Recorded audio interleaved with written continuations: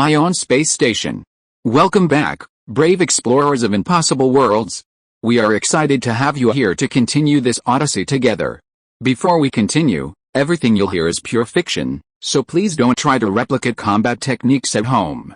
This wonderful story in all its rights belong to its brilliant original author. We are only the messengers of entertainment. Want another dose of adventure?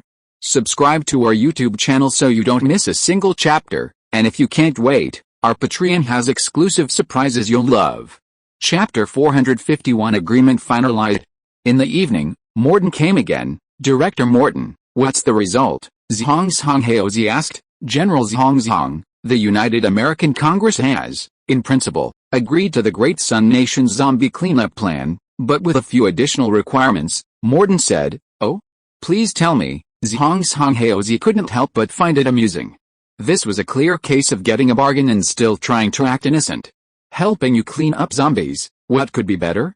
Now you even want to set conditions, truly insatiable. First, your warships cannot enter the safety zones established in each state. Director Morton, may I ask, what is a safety zone? Zhongzhonghaozi interrupted. Oh, to ensure the safety of citizens, we have established one to several independent survival bases in each state. These are the safety zones, Morton explained. No problem. Zhongzhonghaozi understood and nodded. They weren't interested in the living, only concerned about the zombies. Well, good.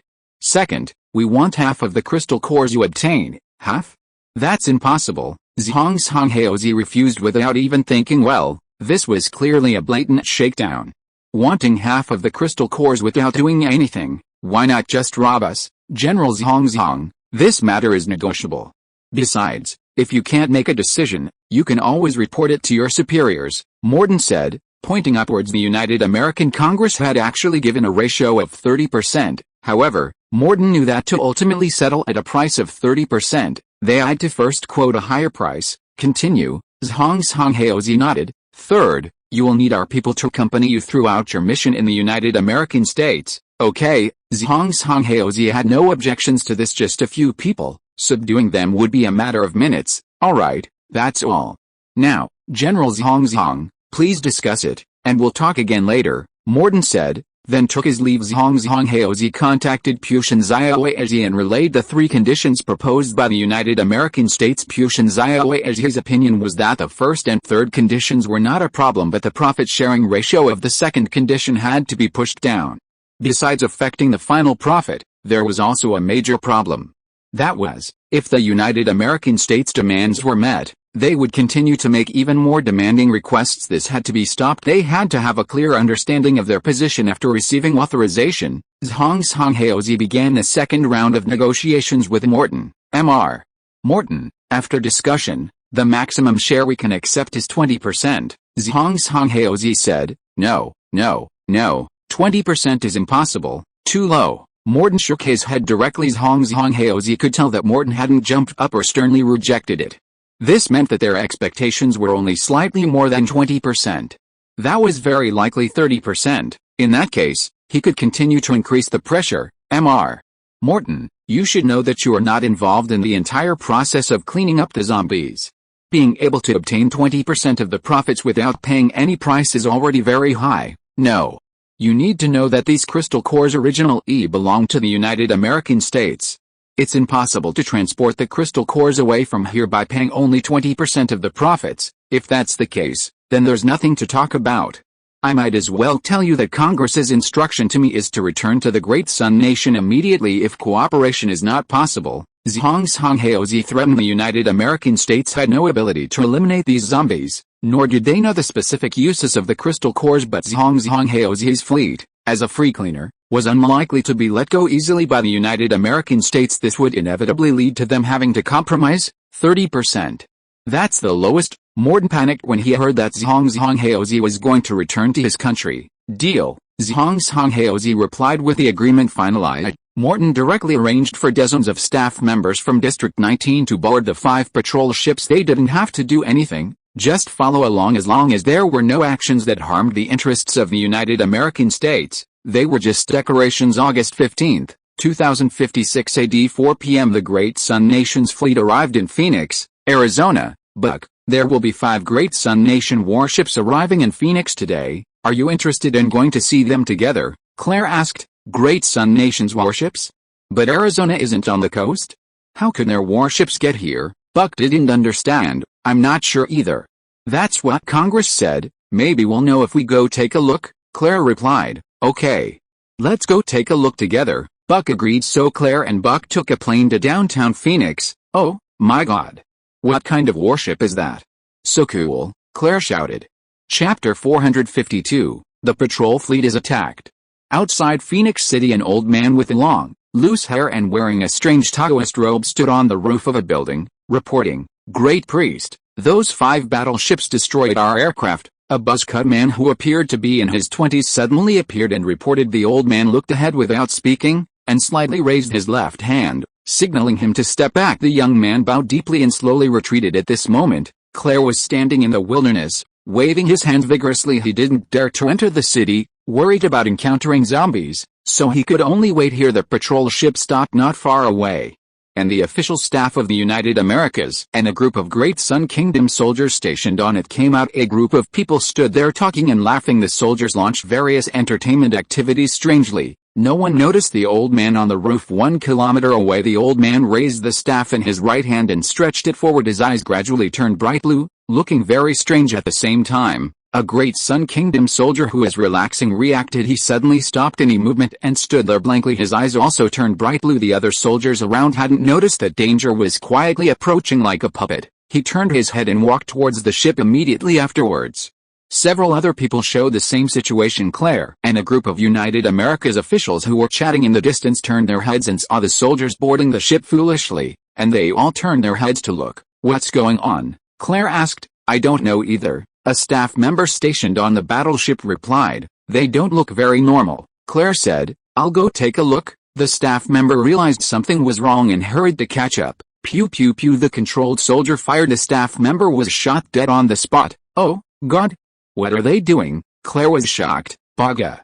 What are you doing? An officer on the battleship shouted. Pew pew pew. The controlled puppet didn't say a word and killed anyone he saw. Baga. Sound the alarm. The officer quickly laid down to the side and shouted loudly, woo woo woo. Soon, the alarm bells rang loudly in the battleship. The soldiers of the Great Sun Kingdom began a fierce mutual fight. In the beginning, the puppet soldiers didn't have any advantage because they didn't activate their combat suits. Although the combat suits have an automatic activation function, the firing speed of the laser gun is the speed of light, and the combat suits don't have time to react, so they can't be activated automatically. Moreover, in front of the second-generation laser gun, the combat suit doesn't have a very obvious protective effect. The energy contained in the second-generation laser can directly penetrate it. The most deadly thing is that every time a puppet soldier dies, a new soldier is controlled. So, without thinking, you know that the final result will be that everyone is wiped out. The number of people that the long-haired old man called the Great Priest can control is limited, and it should not exceed 10 people at most, so he has no way to attack 5 battleships at the same time. The soldiers outside the other 4 battleships had quickly boarded the ships after discovering that the battle had begun and entered combat readiness. What happened? Battleship number 2, please answer. Zhong. Heos, he called through the communicator, reporting, General Zhong, our soldiers are fighting each other. The specific reason is unknown. The command hall of battleship number 2 has not been captured yet. What? Baga. General Zhong was furious. His first reaction was a military coup. Apart from that, there can be no other reason. Do you know who is leading? Zhong Heozi asked. General Zhong, there should be no leader, but there is one thing that is very strange. Speak quickly. What's so strange? Their eyes have all turned blue. And no matter what, they can't be killed. Every time one dies, another one appears. The staff member described the situation seen through the monitoring video as accurately as possible. What? How could this happen? Did you see it clearly? Zhong Heozi couldn't understand it at all. Bang! The door of the command hall was blown open. 10 puppet soldiers rushed in with guns. Pew pew pew. A chaotic attack. Within a few seconds, everyone was killed. Hello? Why don't you talk anymore? Zhong Heozi was still shouting in the communicator without thinking. You know that the command hall has been captured. Zhong Heozi was overwhelmed. Our own people are fighting our own people. The eyes have turned blue. If you eliminate one, another one will appear. What does this mean? Immediately issue an order. All battleships take off immediately. Zhong Heozi has no time to hesitate. No matter what, It is better to evacuate temporarily first. Hey. Wait, we haven't gone up yet. A group of United America's staff members sent to accompany the ship saw the battleship start and hurriedly chased after them shouting, but no one paid any attention. Chapter 453 Mind Control. At that moment, Dongfang Chen had also received the alert through the video feed. He also noticed the oddity. Xiaolin, is there any record in the database of what kind of attack this is? Dongfang Chen asked. Commander, based on the analysis of the footage, this should be mind control. Xiaolin replied. Mind control? Such an attack method still exists? Dongfang Chen found it hard to believe. Yes, Commander. However, this requires the attacker to possess extremely powerful energy. They achieve forced control over the brains of others by releasing ultra-strong brainwave signals, Xiaolin replied. So that's how it is. It seems the waters run deep in the American Federation, Dongfang Chen exclaimed. Then, according to your description, the energy shield wouldn't be effective either. Right, that's right, Commander. However, a metal can block these brainwaves. The metal you're referring to must be completely sealed, a metal without any gaps, right? Dongfang Chen asked. Yes, Commander, although the sea patrol ship was also completely sealed, it wasn't a completely metallic sealed structure. The windows on it were made of glass. In other words, the people on the other 4 warships were also very likely to be controlled. He quickly contacted Kamada Sayako and told her about the situation and the countermeasures. It was impossible to modify the ship. The best solution now was to temporarily evacuate and then design a metal armor to protect the soldiers from the time the people on Sea Patrol Ship 2 were completely eliminated to the time Kamada Sayako received the evacuation notice. It was only a little over a minute. All personnel, listen up. Evacuate at full speed. Quickly, quickly, quickly. Kamada Sayako shouted. The other 4 warships besides number 2 quickly ascended and flew west. The High Priest no longer had enough time to attack the other warships and could only give up helplessly. Some American Federation personnel remaining on the scene, as well as Claire, Buck, and others, had already carpooled to escape to Survival Base 20 in the north. The High Priest didn't chase. His main purpose for this trip was to seize this behemoth after everyone had left. A group of people wearing Taoist robes appeared. They were all uniformly yellow-skinned, with short hair, looking like they had run out of a Taoist temple. A group of people rushed into the control room of the Sea Patrol ship. Trying to start it, their time was limited, because once the American Federation's high-level officials found out, they were very likely to bomb this place. If they didn't evacuate as soon as possible, the consequences would be severe. A group of people kept trying various things in the control room, but the warship didn't respond at all. Dongfang Chen sat in his office, watching everything clearly. He didn't know what the identities of these people were. Although they had yellow skin, it was obvious that these were not Asians. Their foreheads were wider, their eyes were deeper, their cheekbones were wider, and their faces were more stocky. Judging from this appearance, they looked very much like Native Americans, but Native Americans shouldn't be wearing these strange Taoist robes. Xiaolin, search the database to see where the patterns on their clothes come from, Dongfang Chen ordered. Okay. Commander, searching now. 30 seconds later, Commander, no corresponding records were found in the database, Xiaolin replied. However, matching items were found in the space station's collection records. Xiaolin added. The so-called collection records refer to the log records of the Blue Star's development situation made by the space station every period of time after it was launched into space 230 million years ago. These log records are all-encompassing, including atmospheric composition, temperature changes, biodiversity, the evolution of civilization, and many other aspects. In addition, some key content was also photographed and archived. It can be said that this is a comprehensive encyclopedia of the Blue Star's evolution history of more than 200 million years. Oh? Open it and take a look. Dongfang Chen was a little disappointed at first, but Xiaolin's extra edition made him see hope again. Transfer to your screen. What? Dongfang Chen was very surprised when he looked at these file records and photos. It turned out that these patterns came from the Mayan civilization. Didn't the Mayan civilization disappear long ago? How could they suddenly appear? Dongfang Chen asked. Sorry, Commander, I'm not sure for the time being. According to the collection records, the Mayan civilization disappeared from Blue Star thousands of years ago, Xiaolin replied. The space station is not activated all the time, so it is normal for some information to be incomplete. The Mayan civilization did flourish for a long time in the early human civilization. However, when the space station was activated again, the civilization had completely disappeared from Blue Star. leaving only some ruins to prove that it did exist. The period when the Mayan civilization disappeared was exactly the time when the space station was dormant. What exactly happened is no longer possible to verify. Chapter 454, The Revival of Mayan Civilization.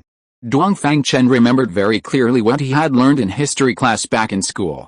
The Mayan civilization might have been a highly developed human civilization. Many of the astronomical, calendar, artistic, and technological knowledge they possessed have not been fully deciphered even now. For an ancient civilization thousands of years ago, the speed of technological development should have been very slow. However, in this regard, the Mayan civilization behaved extremely abnormally. That's not right. Dongfang Chen suddenly remembered that among the several super-political entities that had appeared in the world some time ago, there seemed to be one related to the Mayan civilization, Xiaolin. Was there a super-political entity called Maya that was established some time ago? Dongfang Chen asked. Yes, Commander. This super-political entity is called the Mayan United Empire and is located in the central part of the American continent, Xiaolin replied. As expected, Dongfang Chen understood now. The only question is, where did these people come from?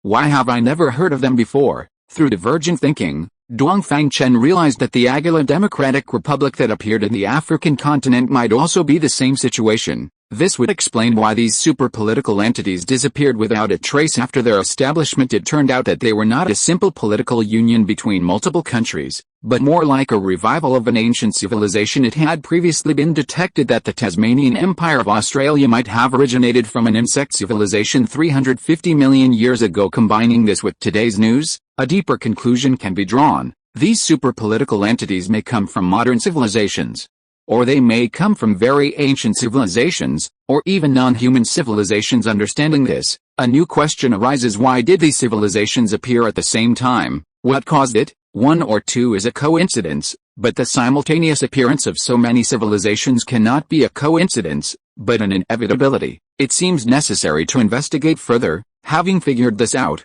this sea patrol ship can be put to good use. While the Mayans were still studying in the control room, the sea patrol ship suddenly started. All the controllers could be used normally. All of a sudden several people sat in the pilot chairs, manipulating the spaceship to fly towards Mexico. 30 minutes later, the United States fighter jets flew over. But it was too late. From Phoenix to the US-Mexico border is only 200 kilometers away.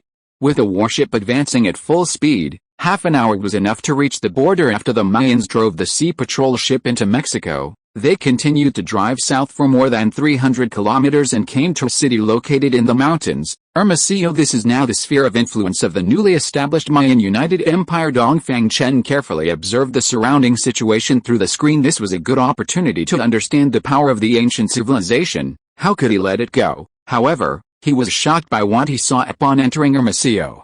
Everywhere you could see white and black people with chains around their necks. They were doing heavy physical labor while enduring the lash. It seemed that they should be building pyramids here. There have been many theories in history about what the pyramids were specifically used for, but one thing is certain, it is definitely not a tomb. Archaeologists have never given up their research and have never been able to figure it out. Why did the ancients pay such a high price to build something that seemed useless? The sea patrol ship flew over at low altitude, and many people stopped to watch afterwards. They stopped in an open space in the south of the city. High priest, the things have been brought back. A young man walked up to the long-haired old man and reported. The long-haired old man waved his hand, indicating that he knew and could leave. The next thing was the work of the craftsmen. They worked hard to bring this thing back. Just to do this, they wanted to find a way to make an energy shield from it. Could Dongfang Chen let them crack the technology? That was naturally impossible. After the warship was parked, all the controllers lost their function. The energy shield could not be opened at all. Commander, an emergency has been detected. Speak.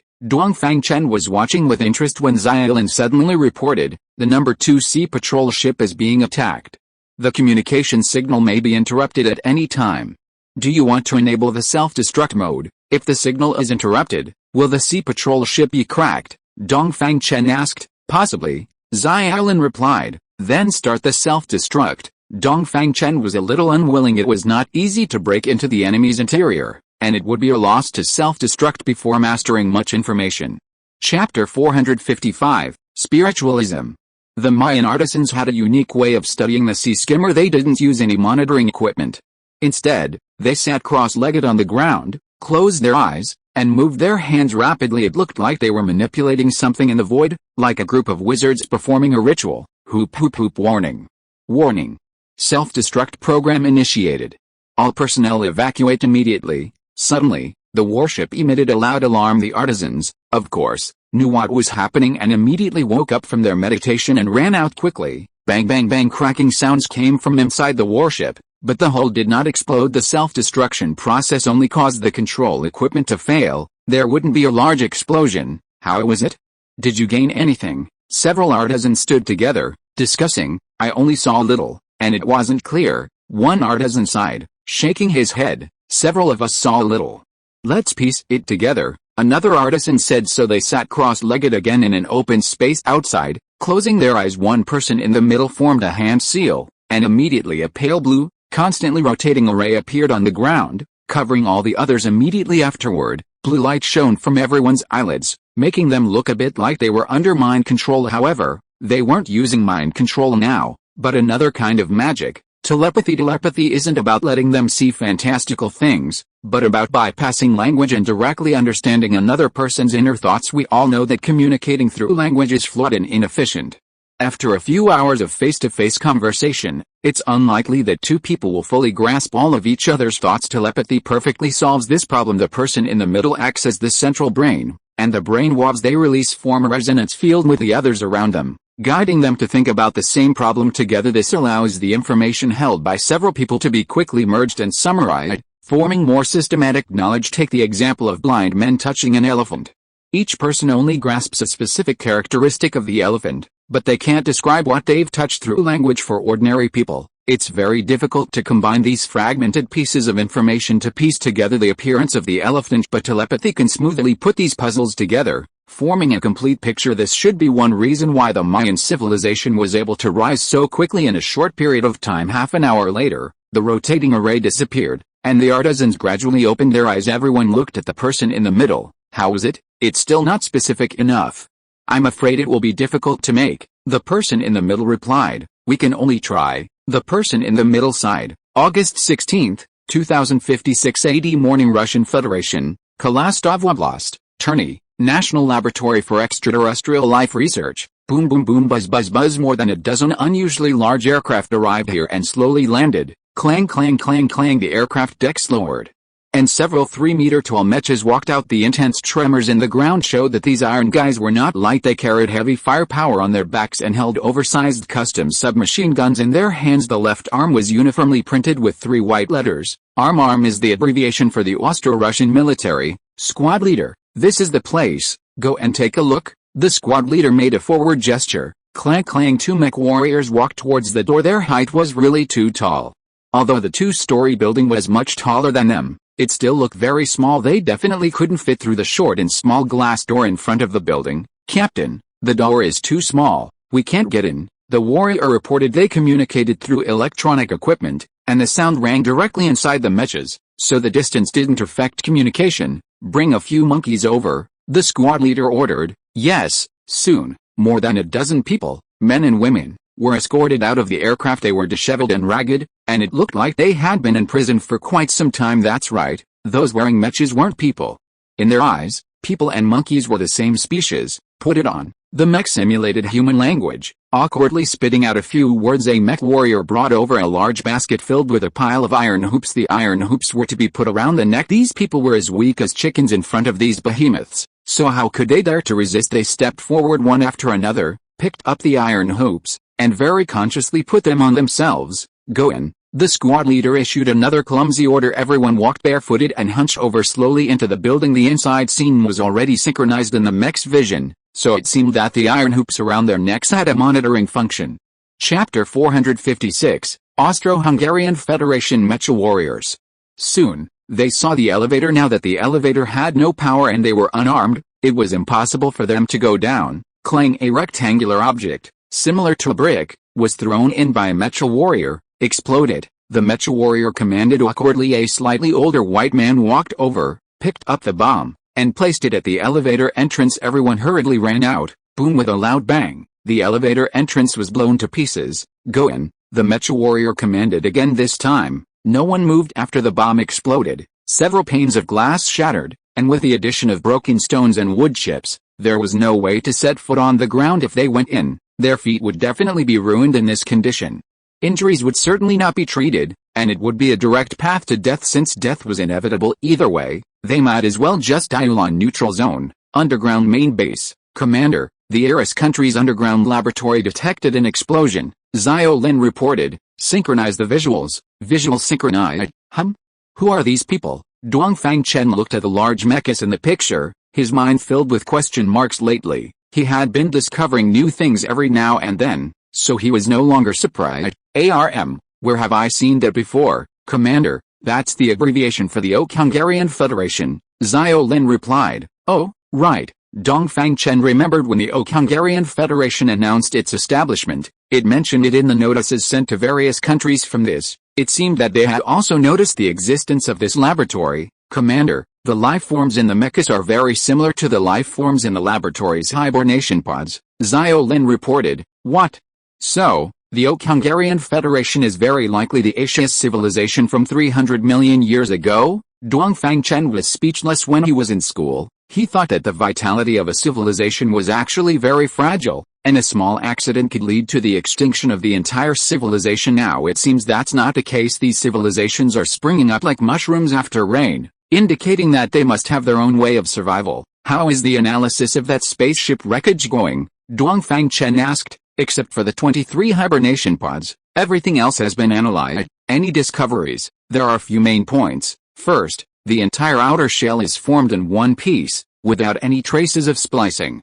This should be an important reason why the spaceship can accelerate to near the speed of light. Second, the material of the hull is very similar to the material used in the simulated spider robots, belonging to fiber steel. However, their technology is higher, belonging to nested fiber steel. That is, on the basis of fiber arrangement, a three-dimensional nested structure is constructed, which will further reduce the mass and increase the toughness. Xiaolin briefly introduced the analysis results of this period one by one. Now, the greatest value in the laboratory is those 20-odd hibernation pods. Xiaolin said that there were still signs of life in those hibernation pods. That's amazing. In the absence of power supply, these hibernation pods can still ensure the stability of vital signs, and the technology in it must be very valuable. That means the laboratory still has to be guarded and cannot be destroyed by them. Xiaolin, issue an order to the Queen Bee to eliminate all the life forms in those mechas. Okay, Commander. 1 minute later, Commander, the Queen Bee's attack failed, Xiaolin reported. Attack failed? What happened? Dongfang Chen was surprised. The nanobots controlled by the Queen Bee are always successful and have never failed so far. Their mechas have a strange nano-coating. As soon as the nanobots get close, they are absorbed and cannot move. Xiaolin reported regretfully. It has to be said that the Asian civilization is also quite awesome. Daizhang, immediately take people and set off for the Eris country's Alien Life Research Institute. This is a combat mission, and you must be fully prepared. Dongfang Chen took out the phone and ordered. Yes, Commander, guaranteed to complete the mission. Daizhang responded. Bang! The Mecha warrior directly shot and killed a monkey prisoner. Go in. It commanded again. People couldn't bear it anymore, picked up stones and wooden sticks from the ground, and rushed up to fight them. But how could they possibly win? It wouldn't even count as a tickle. They just wanted to die. Bang bang bang bang! After a burst of strafing, all these prisoners fell to the ground. Without prisoners going in to scout, they could only think of other ways. After half an hour of research, they decided to directly flatten the small building and dig down from the elevator's location. 3 hours later, Daizhang arrived. After these Mecha warriors discovered someone approaching, they stopped what they were doing, picked up their weapons, and immediately began to attack. Chapter 457 Equipment needs major upgrade.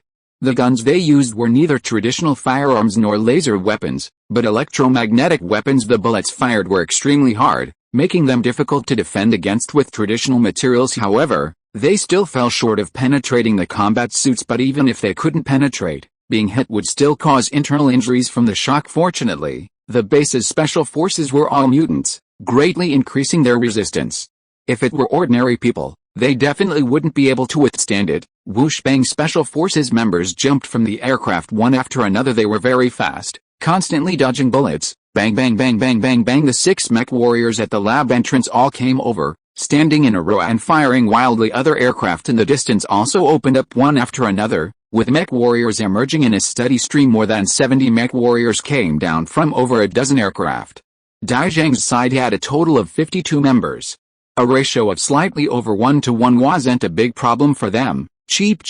After finding advantageous positions, the Special Forces members began to fight back. They wanted to see if the opponent's mechs could withstand the high temperature of the lasers. The result of the attempt was that the mechs were unscathed. The laser shining on the mech was like a flashlight, leaving no trace at all. It seemed they had to get serious. Crack. One member could control electricity, and a bolt of lightning struck directly at a mech warrior. Unfortunately, it still had no effect. Metal mechs inherently have conductive capabilities.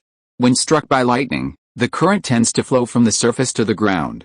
Therefore, this method would not affect the life inside the mech. Bang bang bang. The enemy's attacks did not stop, and they were approaching the members' hiding position step by step. One member was unfortunately hit by a bullet. The impact of the bullet was very strong, possibly injuring their muscles. Wei Zichen, create wind, Daizhang ordered. Yes, Wei Zichen's ability was wind, and he could currently create a strong air vortex within a small area. The wind itself had no destructive power, but the raised dust could block the enemy's vision. Whoosh whoosh whoosh. A tornado blew up in the mech warrior group, raising thick dust. This move was very effective, and the gunfire soon stopped. Teleport team, go. Daizhang issued another order. 12 of the Special Forces members possessed teleportation skills, so Daizhang arranged them together as vanguard members for assaults. Swish swish swish. In an instant, the 12 members had rushed out. Clang clang clang clang clang clang. The sound of metal colliding rose and fell. Each member of the team was equipped with a sharp dagger, the blade treated with nanotechnology for extreme sharpness. Bang bang bang. Mech warriors fired from within the sandstorm, indicating that the attack was effective. Clang clang. There was the sound of metal falling to the ground. It was clear that the mechs were being dismantled. No matter how sturdy a mech was, it needed connecting parts like joints to move. These parts were generally more vulnerable. Using their fast movement speed to quickly attack these parts, they could sever leg joints, elbow joints, and other places, causing them to lose balance and fall. Bang bang bang. Some mech warriors fired wildly in the moments before falling, using it to vent their inner rage, but this kind of attack had absolutely no effect. Half an hour later, the sandstorm stopped, leaving a scene of devastation. Fragments were scattered all over the ground, and all the mech warriors had been brought down. Bang bang bang bang bang bang. Even unable to stand, some mech warriors still had the ability to attack, firing wildly with their guns. Simulation grenades, go. Daizhang issued the command again. Click click click. Dozens of grenades were thrown out at the same time, some falling to the ground and some sticking to the mechs when encountering obstacles. Simulation grenades would automatically pop out sharp metal claws, firmly grasping the target. Boom boom boom. Explosions rang out, blasting a large portion of the mechs to smithereens. The battle quickly ended. Dozens of mechs were all destroyed. Dongfang Chen also watched the battle, feeling that the equipment needed a major upgrade. The technological means and combat power displayed by the suddenly appearing civilizations were truly not to be underestimated. The existing equipment was somewhat inadequate. After tinkering for 5 days, Dongfang Chen, with Xiaolin's cooperation, designed several new types of weapons. 1. First-generation light combat armor. Since the manufacturing technology for honeycomb fiber steel had not yet been developed, the first-generation light combat armor still used the same material as the simulation spider robots, fiber steel. Even using 1 mm thick fiber steel, the weight of a set of armor already exceeded 50 kilograms. Such weight would make it difficult for ordinary people to move, let alone fight. Therefore, it was necessary to add an auxiliary operating system. This auxiliary operating system included a power core and power-assisted mechanical components spread throughout the body. With this system, people would not perceive the increase in extra weight, making it very convenient.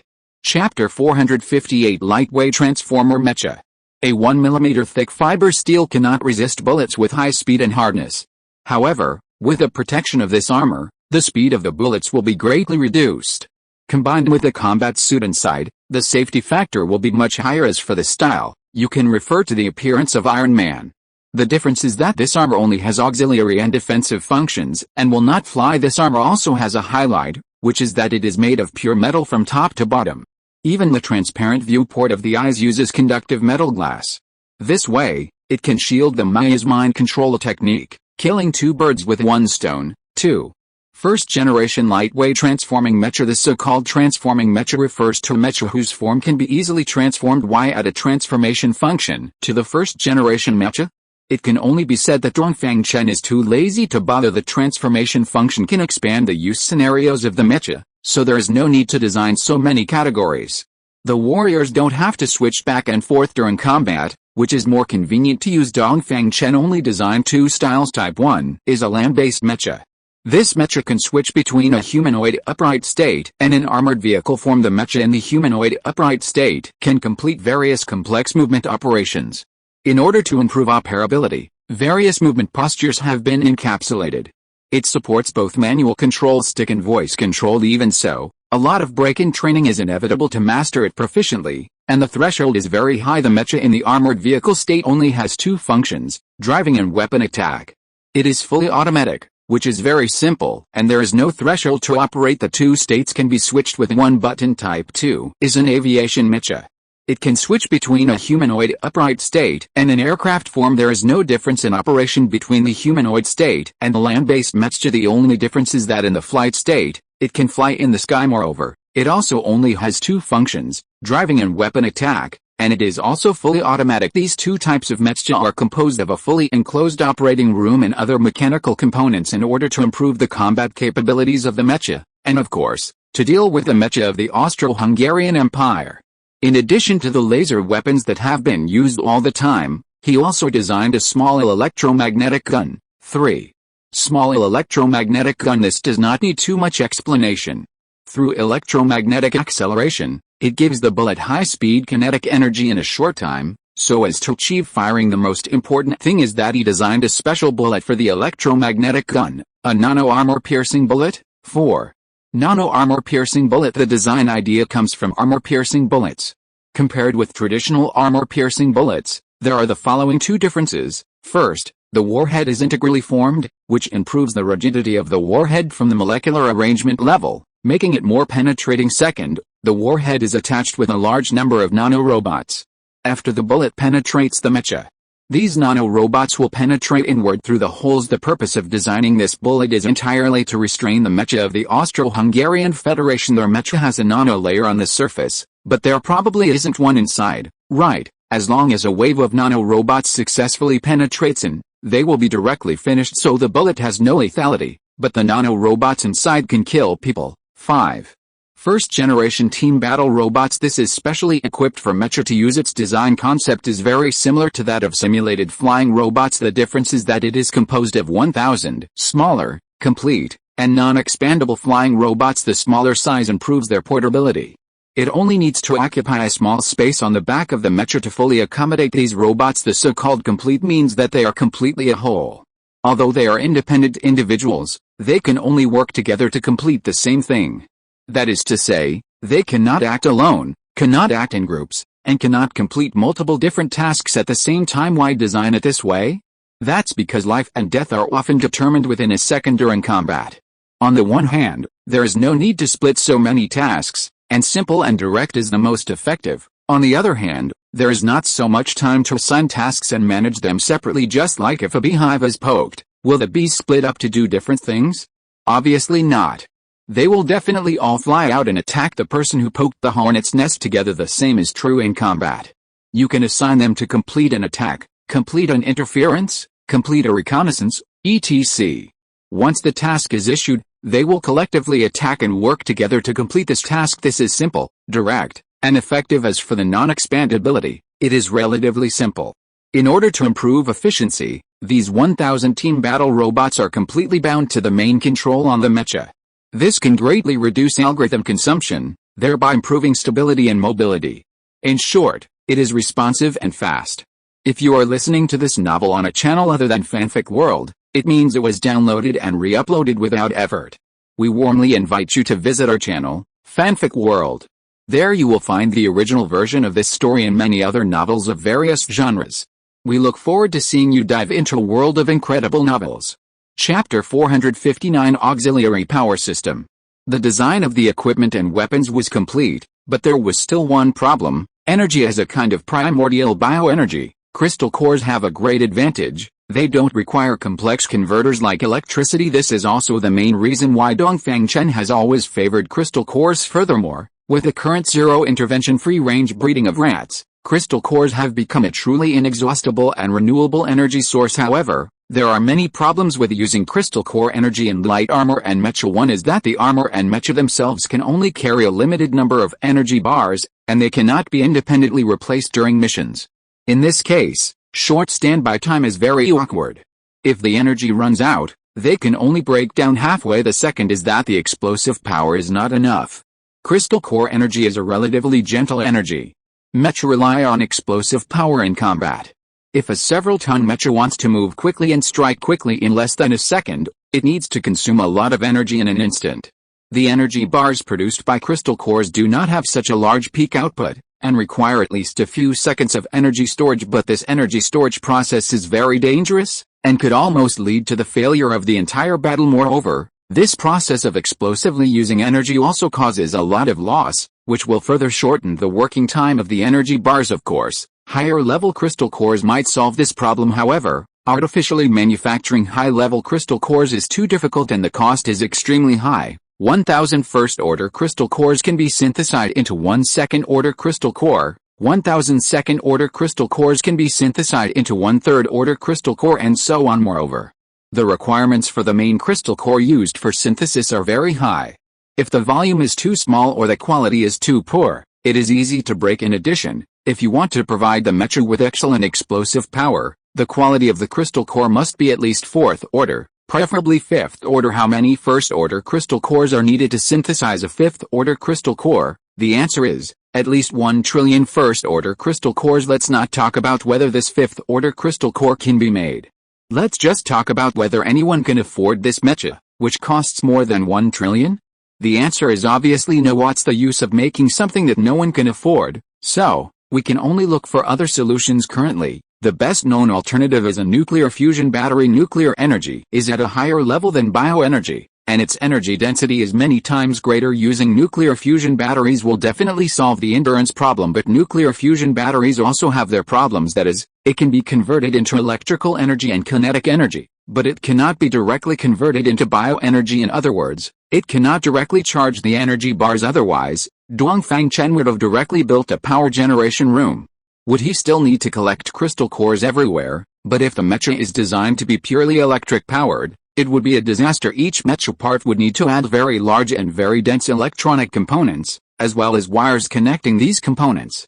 This thing has low efficiency, high power consumption, serious heat dissipation, and a high failure rate. And the more parts there are, the worse the environment. The failure rate will increase exponentially. This kind of thing can barely be used if it is carefully served in a dust-free workshop.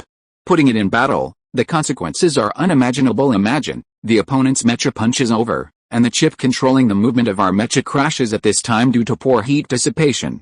I dare not look at the picture behind it, it's too beautiful. Therefore, from beginning to end, Dongfang Chen never used electricity and equipment except for the internal power supply of the base, from aircraft to digital eye pupils and second-generation bone microphones implanted in the eyes. All use bioenergy. In general, nuclear fusion batteries are a good thing, but it is not feasible to use them as the main power of the mecha. After repeated deliberation, Dongfang Chen came up with a compromise solution, that is to build an auxiliary power system for the mecha based on nuclear fusion batteries, and cooperate with a mecha master control to complete complex actions. The principle is very simple.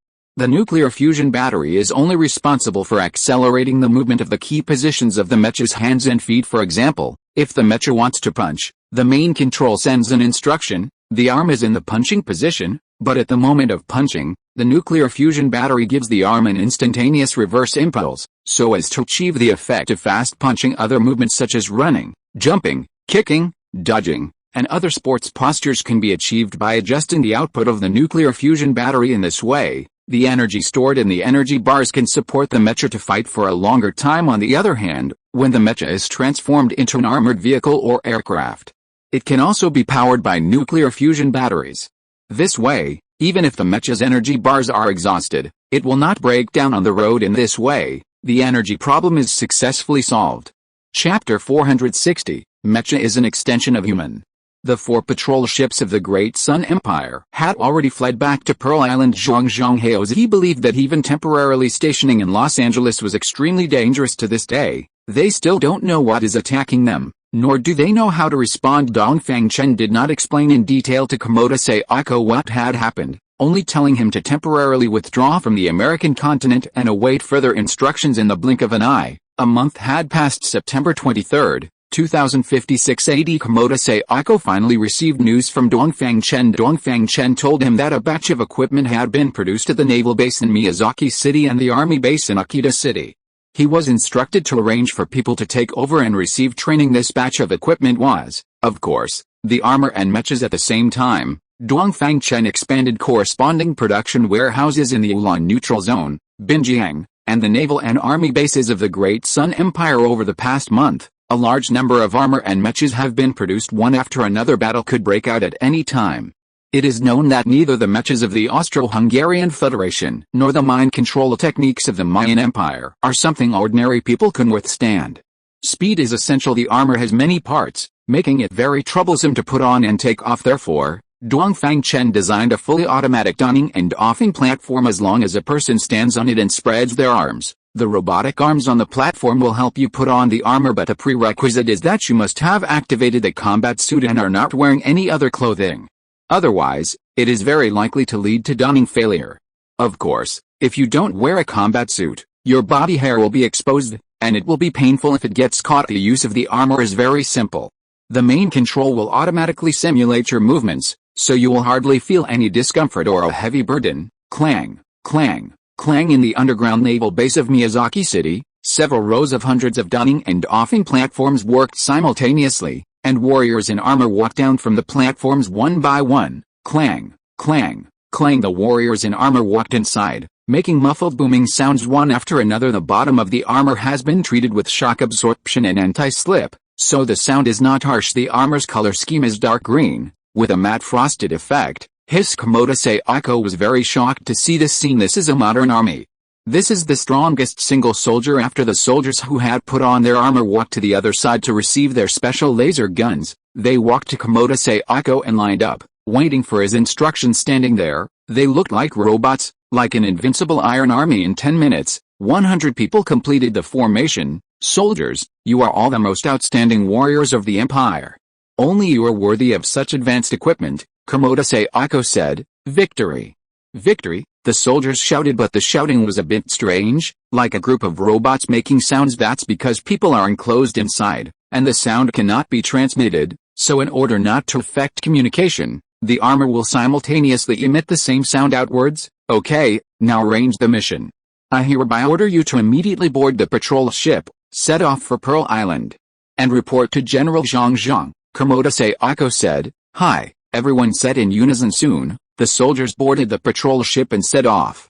On this patrol ship, there were also hundreds of pieces of armor, which were brought to the soldiers on the other 4 patrol ships. With the matters here arranged, Komodo Sayako hurriedly rushed to Akita Prefecture. The army base here is responsible for producing mechas. Dongfang Chen did not produce too many here, only making 50 sets. These 50 sets of mechas are enough to equip a small low-altitude attack ship of the Explorer class. The use of mechas is a major subject. The operation of mechas is a matter of opinion. In other words, there is no upper limit to cognition, and there is no upper limit to the use of mechas. Why do you say that? Mechas can be understood as an extension of humans. Any combat technique, fighting technique, sanda, tai chi, in short, any move you can think of can be done on a mech. But this is not something ordinary people can do. First of all, you yourself must understand at least one type of fighting method, right?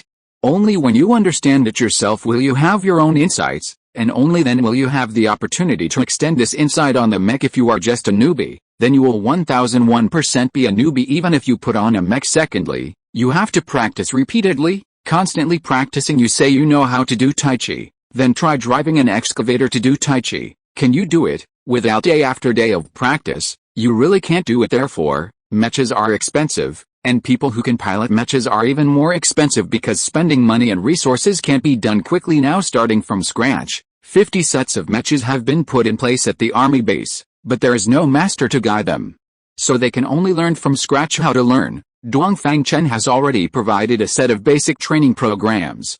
Chapter 461. No chance if you're late.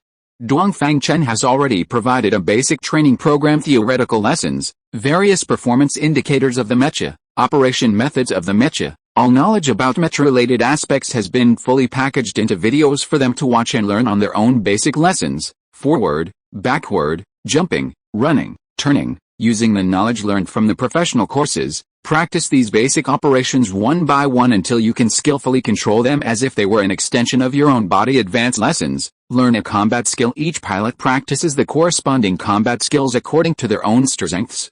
In this aspect, you can find coaches who are proficient in combat to guide you. As for those who don't know combat, that's impossible. If they don't know combat, they can't be selected as pilots. Practical lessons. Combat practice is the only standard for testing truth.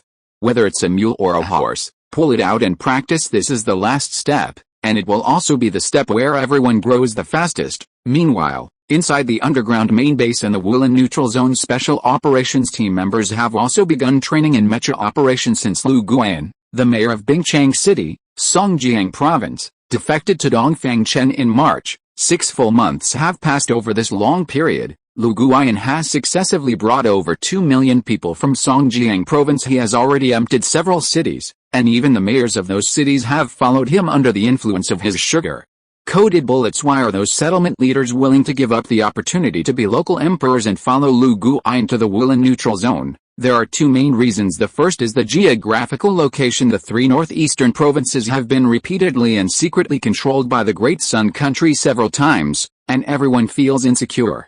The Chinese military doesn't interfere, and the Great Sun Country is not easy to mess with, so it's better to hide far away. The second is the weather. Songjiang Province is located at the northernmost tip of China, with low temperatures year-round, and even lower this year, with the highest temperature not exceeding 20 degrees Celsius. Low temperatures are one thing, but there are no heating conditions and not enough food. Being the leader of a settlement seems like you have a little power, but you don't even eat as well as ordinary people in the Wulin area. So what's the point of being this local emperor? Combining these two reasons, plus the good conditions offered by Lu Guan, they simply followed him where there is one settlement. There will be a second. For a time, migration to the Wulin area seemed to become a trend. Inner Mongolia Province, Xiaolin City, Mayor Lu. How many people have migrated over now? Sun Zhou, the mayor of Xiaolin City, asked. Mayor Sun, it should be about 2 million, Lu Guan replied casually. Mayor Lu, can this Wulin country accommodate so many people? Sun Zhou asked softly and curiously. Mayor Sun, pay attention to your words. It's not called Wulin country now, it's called the Wulin Neutral Zone, Lu Guan reminded. Oh, right, the Wulin Neutral Zone. Sun Zhou quickly corrected himself. His posture was very low, completely lacking the arrogance he had when he first met Lu Guan. We've been dealing with each other for so long, I won't hide it from you. Just the underground base in Bado City can accommodate at least 4 million people, Lu Guan said with a smug look. So many? Sun Zhou swallowed. Calm down, this is just the beginning. It is said that there are 2 more branch bases under construction, Lu Guan said as if he were whispering, but this action seemed like he was deliberately leaking information. Good heavens! Why can they develop so fast? Sun Zhou asked curiously. Does that even need to be asked? All of China's material business belongs to them. The Huatong Chamber of Commerce, Huatong Construction, and the Mercenary Guild all have to listen to them. Do you think they can be slow? Lu Guan rolled his eyes at him, looking down on him for being so ignorant. When Sun Zhou heard the words Huatong Construction, his heart twitched violently. Although he thought the Huatong Chamber of Commerce was quite impressive, it was at most just a middleman. But Huatong Construction was really awesome. In the past 6 months, almost everything that was being talked about was about Huatong Construction. It is said that the underground bases of the 4 major military regions in the east, west, south, and north are all being built by Huatong Construction. Moreover, they are being built simultaneously. And they are also simultaneously undertaking settlement projects. This is simply an unimaginable level of strength. How much manpower and resources would it require, in this day and age? Sun Zhou asked himself if he had the ability to get even a single truckload of cement. With this comparison, the difference was obvious. Such an awesome unit actually has to listen to the Wulin Neutral Zone, which shows how strong they really are now. He has figured it out. Staying in this Xiaolin city is really boring. If Lu Guan hadn't sent some good stuff every now and then, he estimated that he would be living worse than a beggar now. Now that the Wulin area is still absorbing people, he has to get on this bandwagon no matter what. If he waits any longer, he probably won't have a chance. Brother Lu. How many more people do you plan to absorb? Sun Zhou asked. Lu Guiyan looked at him without saying a word. He knew that the long-term groundwork he had laid was finally paying off. Chapter 462. Happiness comes too quickly. It's hard to say. I heard a few days ago that it might be stopping soon, Lu Guiyan deliberately said, keeping him in suspense. Scarcity makes things valuable. This was forcing him to make a decision. Didn't you just say that there are 2 more sub-bases under construction? Sun Zhou panicked a little when he heard this. That's right, but it's still undecided whether those 2 bases will need to absorb population, Lu Guiyan replied. Sun Zhou was speechless. But don't worry, even if you don't need to transport people in the future, if Xiaolin City encounters any difficulties, tell me, and I will definitely help if I can, Lu Guiyan said with certainty. Brother Lu, that's not what I meant. I wanted to say, Sun Zhou stammered. What does Brother Sun want to say? Oh, look at my memory. You want to ask if I can help you connect with the Huotuang Chamber of Commerce to build a branch here, right? Lu Guiyan patted his forehead and deliberately interrupted. Sun Zhou? My fault. I forgot to reply to you. I asked about this matter for you, but I'm sorry, it's difficult. Lu Guiyan shook his head. Your Xiaolin City is too remote. Think about it, the Huotuang Chamber of Commerce is in the business of making money and needs to be profitable. If they come here to develop, they must have something to gain. Your place doesn't have the conditions to raise rats, so it's too difficult to develop. Lu Guiyan shook his head. Why doesn't Xiaolin City have the conditions to raise rats? It's entirely because the place is too remote. Raising rats requires feed, but relying on his small city alone, he definitely can't afford a harvesting aircraft. Without an aircraft, there is no feed, so there's no way to raise them. If you buy feed from other places, the distance is too far, the cost is too high, and it's not worth it. It's a vicious cycle, Brother Sun. If it really doesn't work, I'll give you Ice City. There are still many resettlement sites there, and you can cooperate together. Lu Guiyan continued to play dumb. This was whetting his appetite. Oh, Brother Lu, what I meant was to see if you could arrange for some of our Xiaolin City residents to be brought over, Sun Zhou said frankly. Lu Guiyan was delighted. He succeeded. Brother Sun, you're also planning to go over? This is easy. We're all brothers. This is just a word from me, Lu Guiyan said, patting his chest. At this time, he should accept the offer when it's good and give Sun Zhou enough face. How many people do you still have here? I'll make arrangements in advance to prepare food, clothing, and supplies for everyone. I'll guarantee everyone a comfortable journey, Lu Guiyan said. The food, clothing, and other supplies are not lacking in the warehouses along the way, but saying this could make Sun Zhou feel that his choice was really the right one. Hey, that's not necessary. It's only a 3-day journey at most, just endure it, Sun Zhou said embarrassedly, quickly stopping him. How can that be? Beer, drinks, mineral water, peanuts, melon seeds, and 8 treasure porridge. These things must be prepared enough for everyone. Oh, right. Also prepare some braised meat, bread, biscuits, instant noodles, and the like. Don't worry, Brother Sun, no matter how many people you have here, there will definitely be enough food and drink. Lu Guiyan performed vividly. Brother Lu, don't spend so much, Sun Zhou said, not knowing whether to laugh or cry. Xiaolin City still has 800,000 people. At this rate, he would be bankrupt in 3 days. No expense at all. This is just a snack. Let everyone grind their teeth and pad their stomachs along the way. We'll have a big meal when we get there, Brother Lu. Sun Zhou was very embarrassed. Happiness came too quickly, and he hadn't prepared himself mentally. All right, I won't talk to you anymore. I'll go back and arrange things as soon as possible. I'll come and pick you up in a few days. After saying that, Lu Guiyan left happily. Now that both sides had revealed their true intentions, Sun Zhou also breathed a sigh of relief. Ulan Neutral Zone, Underground Main Base, Mr. Dongfang. After the people of Xiaolin City are also moved over, our population here will be close to 3 million. Can we stop absorbing population? Lu Guiyan asked. Yes, not bad.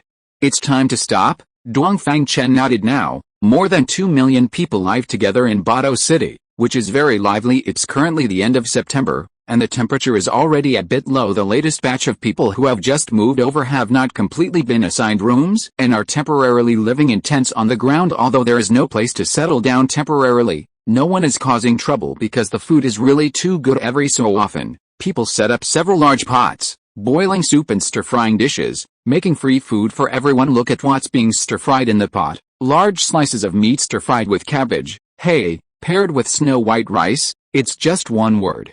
Delicious. How many meals like this have ordinary people eaten in the past year? Don't even mention eating it, they've almost forgotten the taste. The master chef, shirtless, vigorously wields a large iron shovel, stir-frying the vegetables. People stand around him in 3 or 4 layers, quietly watching his performance. There are many such stalls, so each stall can't handle too much traffic. To avoid stampedes and rushes, several people are specially assigned to distribute meal tickets and maintain order. Chapter 463, Recruiting 100,000 Soldiers. Alright everyone, listen up. There's plenty of food for everyone, each person will get their share. Understand? So, no one should be fighting, okay? Eating sooner or later makes no difference, no fighting. Agreed, folks, give me a response. Is that a yes or no? A middle-aged woman, holding a megaphone and standing on a stool, was yelling at the top of her lungs next to the food stall. Yes, people shouted sparsely. How about this? Let the elderly and children eat first, followed by the young people. Is that okay? Yes, the men in the crowd shouted. Hearing the men's agreement, the middle-aged woman breathed a sigh of relief. This first meal was the most troublesome. Everyone hadn't eaten properly in a long time, making it easy for people to fight over food and cause stampedes. Therefore, each stall had such a guide to prevent such things from happening. Okay, so, I have 20 armbands here. We'll select 10 male volunteers and 10 female volunteers to help us maintain order and do some odd jobs. This way, the work efficiency will be higher. Is that okay? Yes, everyone shouted. Why do this? Because it's easier to manage this way. Letting them manage themselves works best, and it can also avoid conflicts, of course. Some people are more outgoing and willing to take on this task, while others don't like it.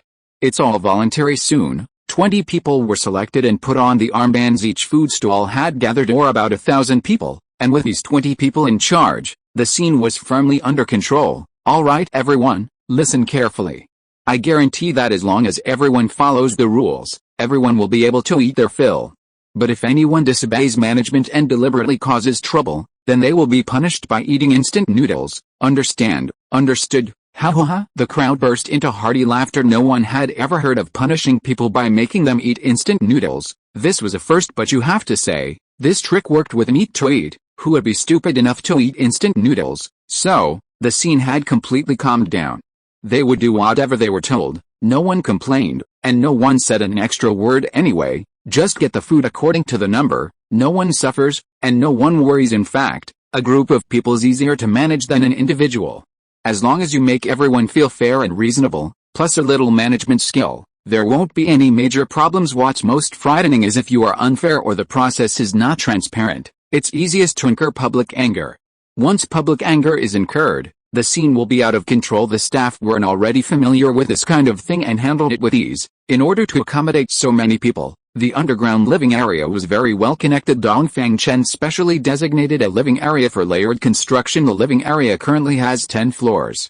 Each floor is divided into dozens of small blocks, and each block has 2 independently lifting large-scale rail elevators. The areas between the blocks are straight traffic lines, and the traffic lines are equipped with horse routes and rail lines. Horse routes can be used for cycling or walking, and there are horizontal rail elevators on the rail lines every few minutes. Each block can accommodate about 5,000 people, and all 10 floors can accommodate nearly 3 million people. This scale is not large.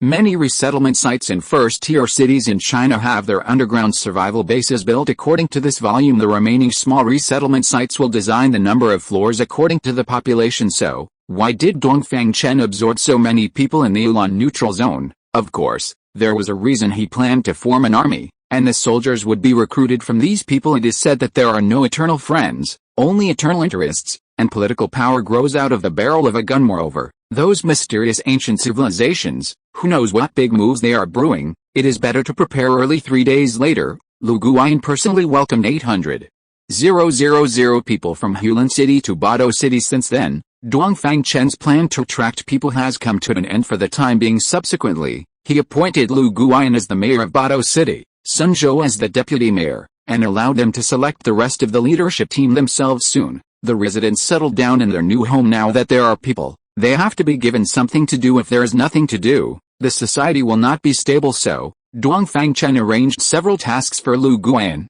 The first is conscription, with a quota of 100,000 people. The second is renting.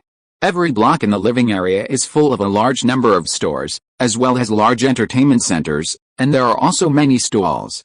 With more people, there is a need for various life services, such as hairdressing, massage, fitness, entertainment.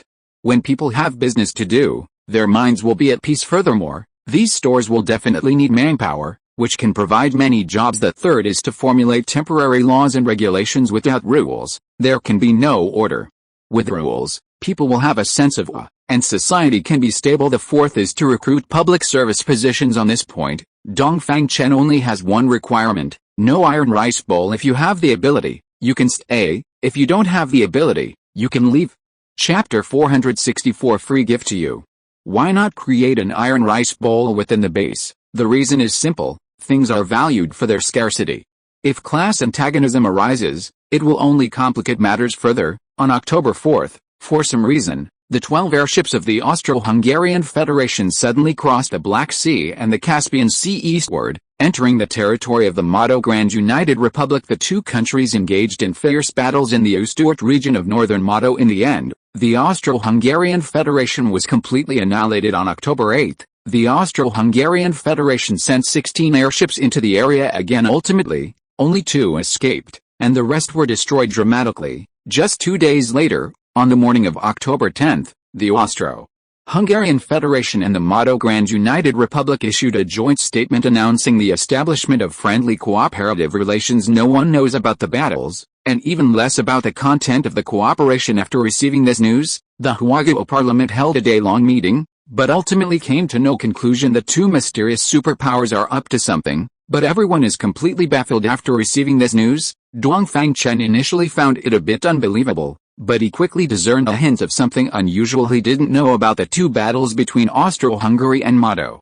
He just vaguely felt that their target might be Huaguo or himself. Moreover, the possibility of targeting himself was greater because some time ago, he had just destroyed more than a dozen Austro-Hungarian airships at the Alien Life Research Institute in the Oblast of Krestovsky, and the conflict with Mado had been going on for a long time. This is a plausible explanation for why they were able to unite. Sure enough, 3 days later, on October 13th, Austro-Hungarian warships crossed the airspace of Mado and the Russian Federation, arriving at the shores of Lake Baikal and stationing at Kutara on the east bank of the lake. It was confirmed that they were here for revenge. During this time, Dongfang Chen had Xiaolin crack a Yatis hibernation pod and conduct a comprehensive analysis. Guess what? The ones hibernating inside were indeed not humans. They had large heads, pointed chins, and particularly large and protruding eyes. Their arms and legs were very thin. They were hairless. Their bodies were bluish-gray, and many parts of their surface were covered in wrinkles. If Xiaolin hadn't told him that these were from the 300-million-year-old Yatis civilization, he would have, like the Russian scientists,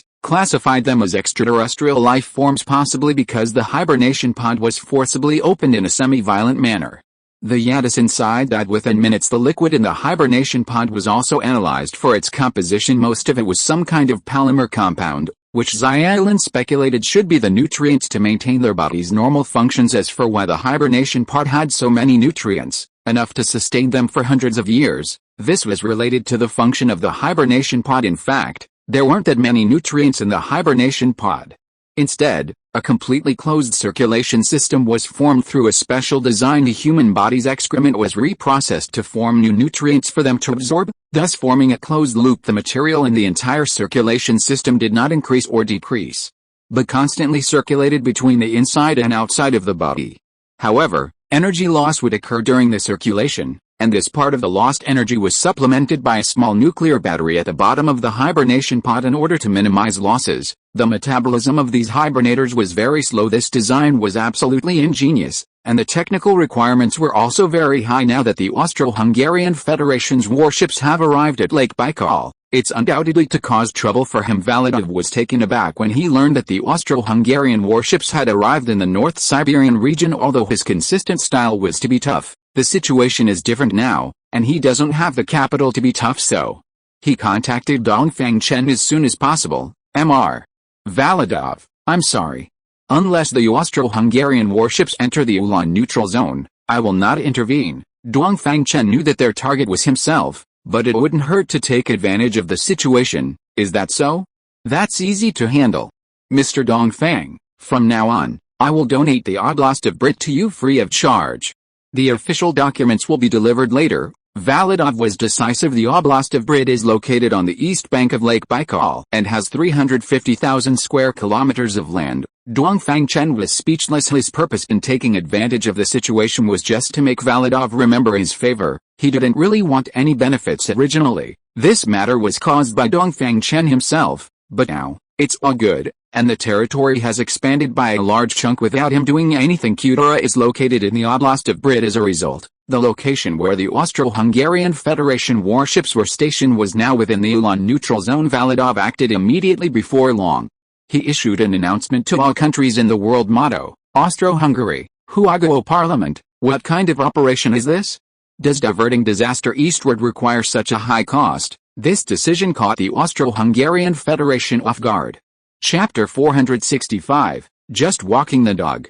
Originally, Kudala was intended as a temporary rear area, but now it has directly become the front line. This is definitely not acceptable. So, Xiaolin also issued a statement, denying the legitimacy of the official Alice regime. The implication is that Alice's words don't count. It's just a war of words. Everyone has their own reasons while shouting slogans. The Xiaolin Federation urgently retreated to the west bank of Lake Baikal. Having received the benefits, it would be unreasonable not to do something. Dongfang Chen ordered 10 aircraft to take off from the underground base in Bardo and fly towards Lake Baikal. Previously, it was enough for the special forces to use one aircraft, but now with Micha, each aircraft only carries 5 or 6 people. Chirp chirp chirp. Chirp chirp chirp. Daizhang's fleet had just arrived at Lake Baikal when it was met with a frantic barrage from Xiaolin warships. Pop pop pop bullets hit the warships, creating blue halos, but there was no other reaction. Boom, the sound of cannons. The enemy's main guns fired. The commotion was significant, but it was obvious that it would have no effect. The shells were easily intercepted by the energy shield. Let's walk the dog. Daizhang issued the order, so 10 aircraft flew over Lake Baikal and charged towards the enemy's position. There was no other way. The energy shield was just too powerful. It was wishful thinking to try and break through it with ordinary firepower. How much kinetic energy does a bullet have? The energy shield can easily dissolve it without consuming much energy. The Xiaolin fleet was completely dumbfounded when they saw this. They took off one after another, preparing to escape. Captain, they're running, a team member said. It's okay, let them run, we'll just follow behind them, Daizhang said unhurriedly. Yes. The team member didn't ask any more questions. This chase lasted for 4,500 kilometers. The Xiaolin Federation's fleet had already fled to the area north of the Black Sea, and further west would enter the Xiaolin Federation's territory. Lord Wheel. Lord Wheel. The witch ships of Ulan have arrived, requesting asylum. Repeat. Lord Wheel. Lord Wheel. The witch ships of Ulan have arrived, requesting asylum. The fleeing captain shouted loudly in the spaceship. The other orcs operating the spaceship were also squawking loudly. They all looked very frightened. Race, you coward. You are a disgrace to Xiaolin, Wheel said on the channel. Lord Wheel. Their warships are enchanted, our weapons can't hurt them at all, Race explained. Silence. Xiaolin has no fleeing warriors. Now, immediately, and without delay, engage them in battle, as you command, Lord Wheel. I hope you can fire the ion cannon to assist us, Race requested. Granted, Will agreed. Thank you, Lord Wheel. All crew members, listen up. Reverse course and fight the warships of Ulan to the death, Race ordered. Captain, they've turned around. It looks like they were going to counterattack, a team member said. We're almost at their lair, there's no retreat. They're definitely going to counterattack. Pass down the order to increase vigilance and prepare for battle at any time, Daizhang said. Yes, but at this moment, there was a loud buzzing sound. A beam of blue light, about 1 meter in diameter, suddenly shone from the ground, hitting one of the warships. Not good. Daizhang's heart skipped a beat. He felt a sense of danger approaching. Before he could react, the blue light changed. Chirp. A sharp, penetrating sound rang out from the ground, and a brighter white light appeared in the blue light, shooting directly at one of the warships. The shield activated, but it didn't have a protective effect. Bang! With a crisp sound, the warship that was hit stopped working and fell straight to the ground. Everyone, pay attention. If you are hit by the blue light, evade immediately. Daizhang issued an order over the broadcast. He didn't know what the blue light was, but it could penetrate the shield and disable a warship with one hit, so it was definitely very powerful. Attack. On the Xiaolin side, Race also issued an order they were going to besiege the warship that was falling to the ground. Clatter clatter clatter. Just as the warship landed, 5 iron figures burst out. They were naturally the Special Forces members wearing mecha. Bang bang bang. The Special Forces members attacked the incoming enemy warships. Whoosh, boom. After being hit by several bullets, the enemy warship fell directly to the ground and exploded. The Special Forces members directly used armor-piercing bullets. After some of the bullets pierced the warship's hull, the nanobots inside were automatically released, and they would automatically find and attack the living beings inside. Once the operators inside died, the warship would naturally lose control and fall to the ground in a matter of 10 minutes. All of the Oxine warships, except for the one Race was in, were destroyed. Retreat, retreat, retreat. Race shouted he couldn't care about so much now. Saving his life was the priority. Daijang was also feeling depressed at this time. He was just walking the dog. But he didn't expect to lose a warship. He had to get revenge for this. If you are listening to this novel on a channel other than Fanfic World, it means it was downloaded and re-uploaded without effort. We warmly invite you to visit our channel, Fanfic World. There you will find the original version of this story and many other novels of various genres. We look forward to seeing you dive into a world of incredible novels. Chapter 466, Attacking the Austro-Hungarian Federation. Fire, Daijang commanded. Boom! A not so loud cannon sound rang out, and a shell shot out from the main ship where Daijang was. Laze's warship was directly hit. This was the large-caliber armor-piercing shell that Dongfang Chen had newly installed on the warship, and one was enough to take out everyone on the target warship. Clang! Laze's warship fell straight to the ground and exploded. Land, Daijang ordered. Clang clang clang. After the warship landed, the Special Forces members walked out of the warship in mechas. They came to the warship that had just been destroyed. Commander, this is my command error. Please punish me, Daijang said through the video. Let's not talk about this matter for now. Were there any casualties among the soldiers? Dongfang Chen asked. No, Daijang replied. Okay, that's good. Now I'm giving you a mission. Do everything possible to advance towards Budapest and deploy the probes there, Dongfang Chen ordered. Yes, Daijang accepted the order. If you want to establish a foothold in the Xiaolin neutral zone, you have to be tough. If you dare to come looking for trouble, you have to pay the price. Otherwise, wouldn't it be like being a pushover? Everyone would want to take a squeeze, so Dongfang Chen decided to directly take the Austro-Hungarian Federation as an example, and he would not give up until they were beaten to the point of calling him Grandpa. Now the Special Operations Team led by Daijang is located near Chop, on the western border of the Oris Republic. This is already the occupied area of the Austro-Hungarian Federation except for 10 Special Operations members staying here. The remaining 42 people crossed the Tisa River and advanced into the territory of the Austro-Hungarian Federation. Across the river is a small town, Zadhani. Bang bang bang. As soon as they entered the town, there was a burst of gunfire. It seems that the Austro-Hungarian Federation has set up a watchtower here. The mechas have a disguise function, and they are now in truck and aircraft mode. After hearing the gunfire, 2 aircraft flew directly to the source of the gunfire. Chirp chirp. With just 2 shots, the 2 sentries on duty were taken down. The troops continue to advance in truck mode. The power comes from a nuclear fusion battery, so they don't have to worry about running out of energy at all, and they start speeding recklessly on the highway. Actually, in my opinion, the aircraft is more enjoyable. You don't have to consider the road conditions, you can fly however you want.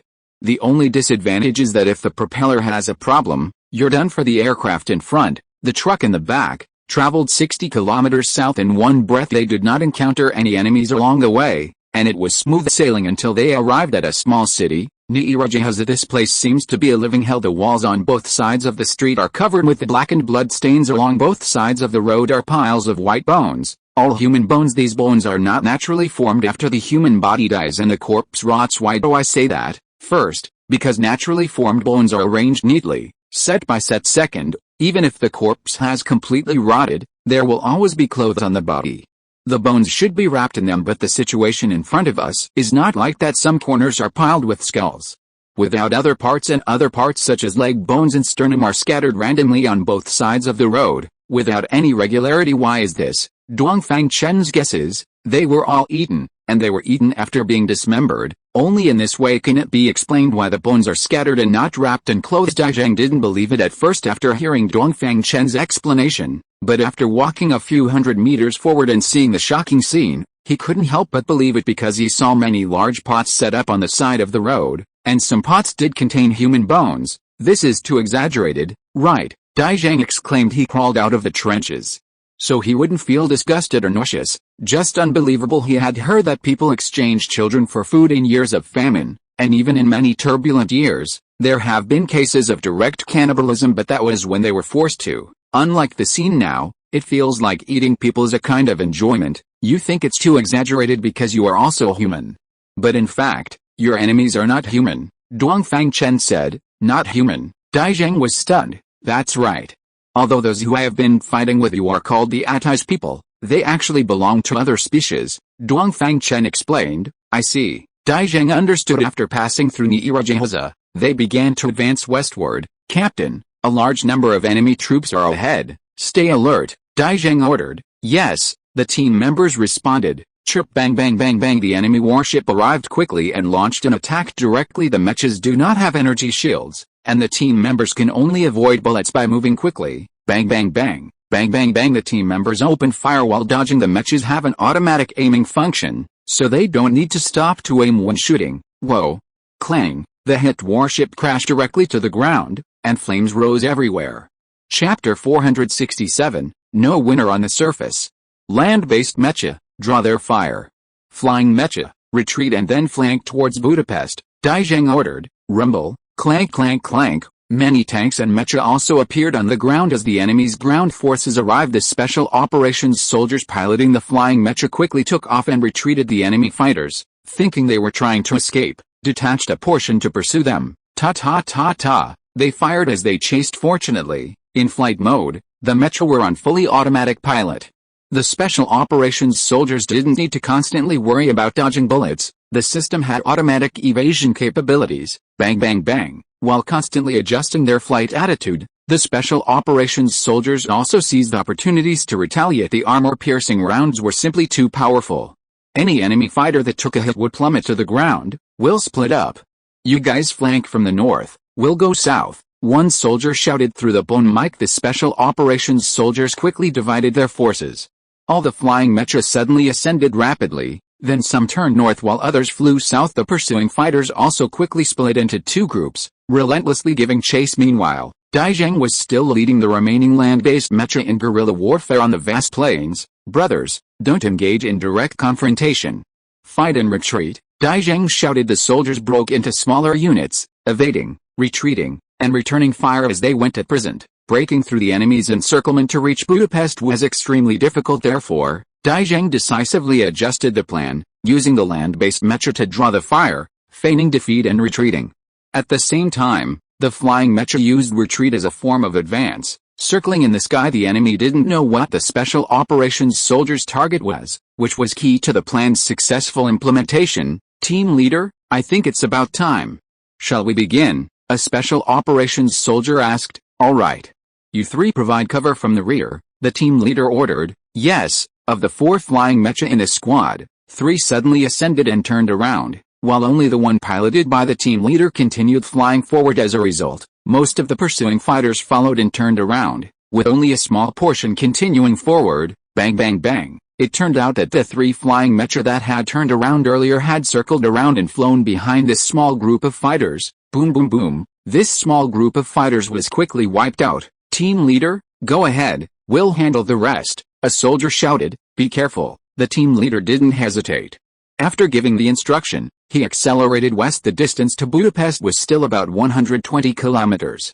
If the team leader piloted the mecha at full speed, he could arrive in just over half an hour to be on the safe side. The squadron flanking north also arranged for fighters to fly towards Budapest. Thus, as they approached Budapest, 3 soldiers converged. Budapest wouldn't be considered a very large city in China.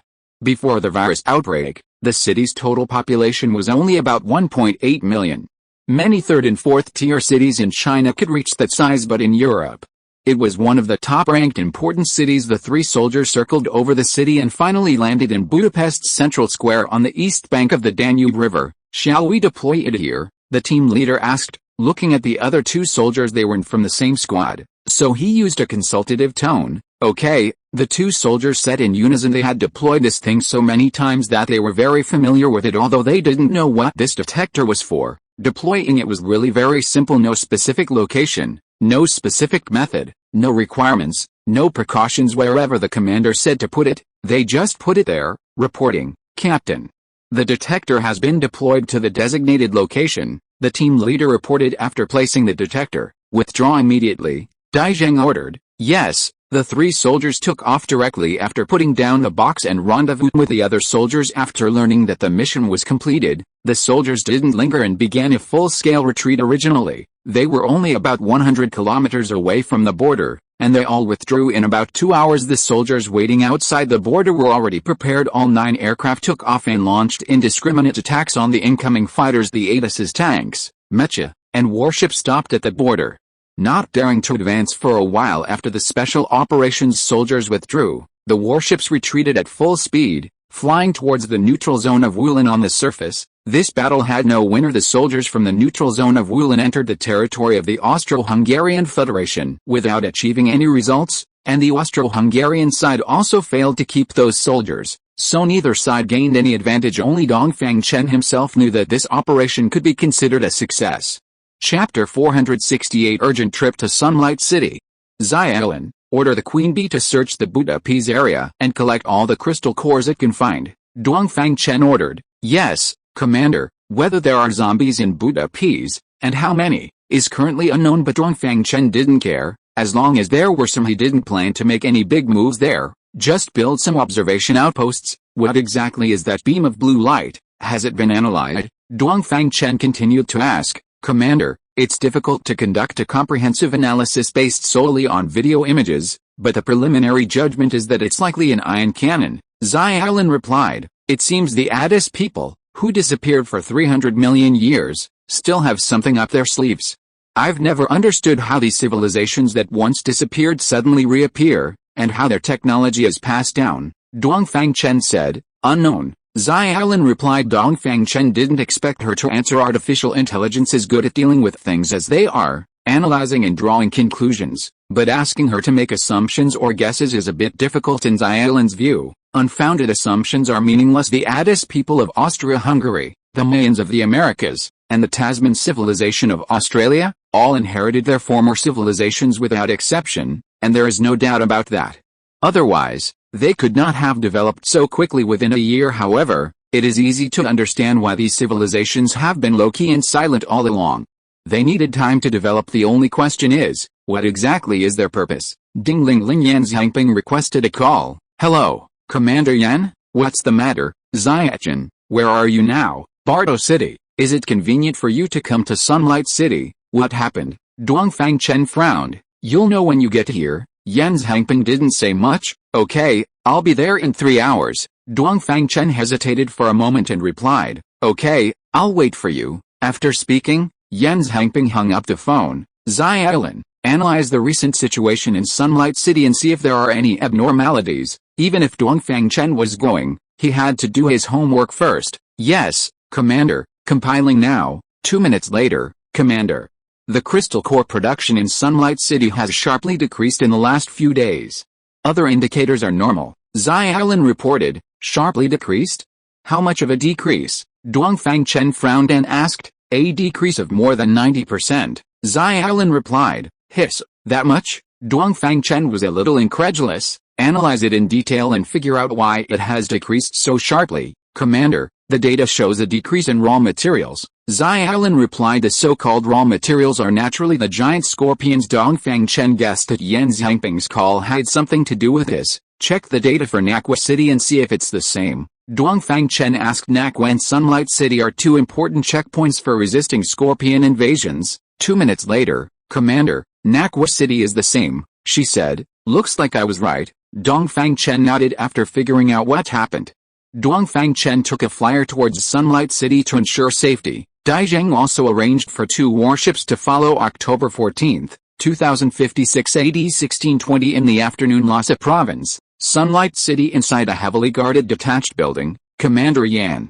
What's the matter that you called me here so urgently? Dongfang Chen asked. Someone wants to see you, Yan Xiangping said, his face as ugly as if he had eaten a fly. Oh, the speaker, right. Dongfang Chen immediately understood. Yes, and no.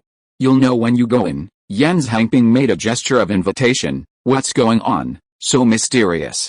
I'm telling you, don't dig a hole for me. Dongfang Chen said askew, then stepped up the stairs. The entire Sunlight City was under his control, so he wasn't worried that anyone would be against him. Ha ha ha.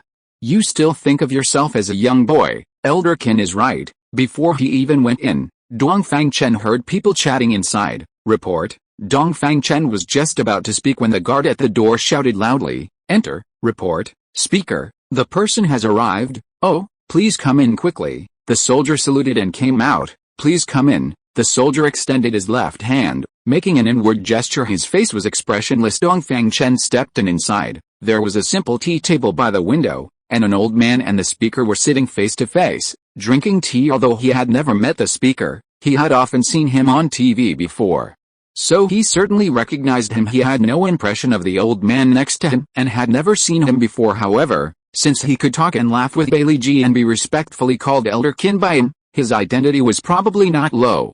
Chapter 469. A retired veteran. Are you Dongfang Chen? Bailey Ji walked over and sized up Dongfang Chen as he asked. Yes. Dongfang Chen was a little dazed. Come, sit over here. Let's sit down and chat. Bailey Ji led him to the tea table and sat down. Let me introduce you. This is Old Qin, a retired veteran cadre. Bailey Ji introduced. Retired veteran cadre? Can I believe that? Dongfang Chen thought. He didn't think an ordinary retired veteran cadre would have the opportunity to sit here and drink tea. Old Qin, hello. Dongfang Chen stood up and greeted him. Little Chen, don't be so restrained. Sit down and talk. Old Qin extended his hand and made a downward pressing gesture, signaling him to sit down. You should know me, right? Bailey Ji asked with a smile. Speaker Bailey, I'm afraid there's no one in China who doesn't know you, right? Dongfang Chen said with a smile. Ha ha ha, well said. Bailey Ji laughed heartily. Little Chen, I didn't explain things clearly before asking you to come. You don't mind, do you? Old Qin asked. To say I don't mind, I do a little. It's mainly because I came in a hurry and didn't prepare any gifts. Dongfang Chen spread his hands and smiled. Old Qin and Bailey Ji were a little embarrassed after hearing the first half of the sentence, but they felt relieved after hearing the second half. Ha ha ha. Your words are a double entendre. Very good, that's what true temperament is. Old Qin laughed. Old Qin, Speaker Bailey, I wonder what you've asked me here for today. Dongfang Chen went straight to the point. It wasn't that he had any other ideas, mainly because he didn't know what to say, so it was better to talk about serious matters. Old Qin and Bailey Ji looked at each other, and then Old Qin said, Little Chen, the reason we asked you to come today is that there are some things we want to ask you in person. Old Qin put away his smile, but his tone was still very amiable. Oh, Old Qin, please ask. Dongfang Chen nodded and said, if I'm not mistaken, the technology you have in your hands should not be from abroad, nor is it self-developed, right? Old Qin asked his question, staring straight at him. That's right. Dongfang Chen thought for a moment, then nodded. Then can you reveal where your technology comes from? Old Qin went a step further. Dongfang Chen also expected that after his identity was revealed, someone would ask this question sooner or later. Old Qin, is it important to have an answer to this question? Dongfang Chen asked. Bailey Ji coughed lightly. Old Qin gave him a look, indicating that it was okay and there was no need to be alarmed. Let me state my position first. This answer is very important. Old Qin replied seriously. All right then, I can reveal a little. The technology I have comes from a prehistoric civilization on Blue Star. Dongfang Chen replied. He could see from Old Qin's eyes that this question probably involved other issues as well. So that's how it is. Old Qin took a deep breath and nodded, saying, it seems that Old Qin also knows something about this. Dongfang Chen asked curiously, Little Chen, the next question is very important. You must think carefully before answering. Old Qin did not answer Dongfang Chen's question, but emphasized, okay, Old Qin, please ask. Dongfang Chen made a please gesture. Can you be certain that the technology you have comes from a prehistoric civilization, and not an alien civilization? Old Qin threw out another heavy question. This. Dongfang Chen was a little dazed. His understanding of the Nata civilization all came from Xiaolin's narration, and so far, no evidence has been found on Blue Star to corroborate this. Old Qin, I can only say that, as far as the information I have is concerned, this is the case, but other possibilities cannot be completely ruled out. Dongfang Chen told the truth because he knew that China might make other judgments and decisions based on his description. It was better to tell the truth. Old Qin nodded and continued to ask, you just said a certain prehistoric civilization. I'm afraid this point has other implications. Right. Old Qin was very meticulous and directly discovered this strange description. Nothing can be hidden from you. That's right, this point does have other implications. Dongfang Chen smiled helplessly. Can you talk about it in detail? Old Qin asked very humbly. From what I currently understand, several advanced technological civilizations have appeared in the history of Blue Star. As far back as 350 million years ago, the Tasman civilization, 300 million years ago, the Nata civilization, and as recently as 10,000 years ago, the Mayan civilization, etc., may number no less than 4 or 5. Dongfang Chen said, why do these names sound so familiar? Old Qin frowned and thought, Old Qin, last year a new country was established on the Australian continent, called the Tasman Empire. Dongfang Chen reminded him, that's right. Alice, I'm getting old, my brain isn't working well. Old Qin nodded and smiled. Are you saying that the Tasman Empire is related to the Tasman civilization 350 million years ago that you just mentioned? Old Qin immediately noticed something was wrong. Chapter 470, the 20th round. Are you saying that the Tasman Empire is related to the Tasman civilization you just mentioned from 350 million years ago? Old Qin asked. That's right. Dongfang Chen nodded. Old Qin and Bailey Ji exchanged a glance, unable to hide the shock in their hearts. Could you tell us, what kind of civilization is this Tasman civilization? Old Qin asked humbly. I'm sorry, Old Qin, I don't know much about it at the moment. The only thing I know is that it's a civilization built by insects. Dongfang Chen didn't hold back. Old Qin nodded and continued to ask, Xiao Chen, I intend to establish a new department to coordinate affairs in all aspects in order to deal with the current complex international and domestic situation. I wonder if you are interested in being the leader of this? Old Qin asked. Old Qin, this, Bailey Ji was shocked. This matter was confidential, and even the parliament had no right to interfere. He didn't expect Old Qin to say it directly on this occasion. Moreover, Dongfang Chen was just an ordinary citizen, too young, and without qualifications. Considering all aspects, it was not appropriate to be the leader. Old Qin raised his hand to interrupt him, staring at Dongfang Chen to show that he was serious about what he said. Old Qin, I'm sorry, I'm not very interested. Dongfang Chen refused with a smile. Bailey Ji breathed a sigh of relief. Xiao Chen, you may not know much about this new department.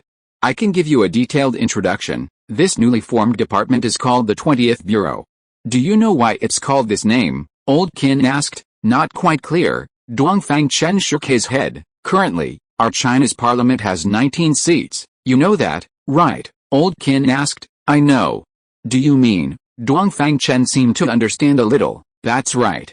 The head of this 20th Bureau is the newly added 20th Member of Parliament. Old Qin revealed a knowing expression. That is to say, administratively speaking, the head of the 20th Bureau is equivalent to the same level as the commanders of the various military regions. This position is quite high. Dongfang Chen gasped. This Old Qin is really generous. At the first meeting, he dared to offer Dongfang Chen such a high position, which can be said to be quite courageous. From Bailey Ji's reaction, it can be seen that Old Qin's decision was also a temporary idea, but it's definitely not a whim. Leaving aside other things, can anyone else get the intelligence about the Tasman Empire that Dongfang Chen just provided? No, of course. This alone is not enough for Old Qin to make such a decision.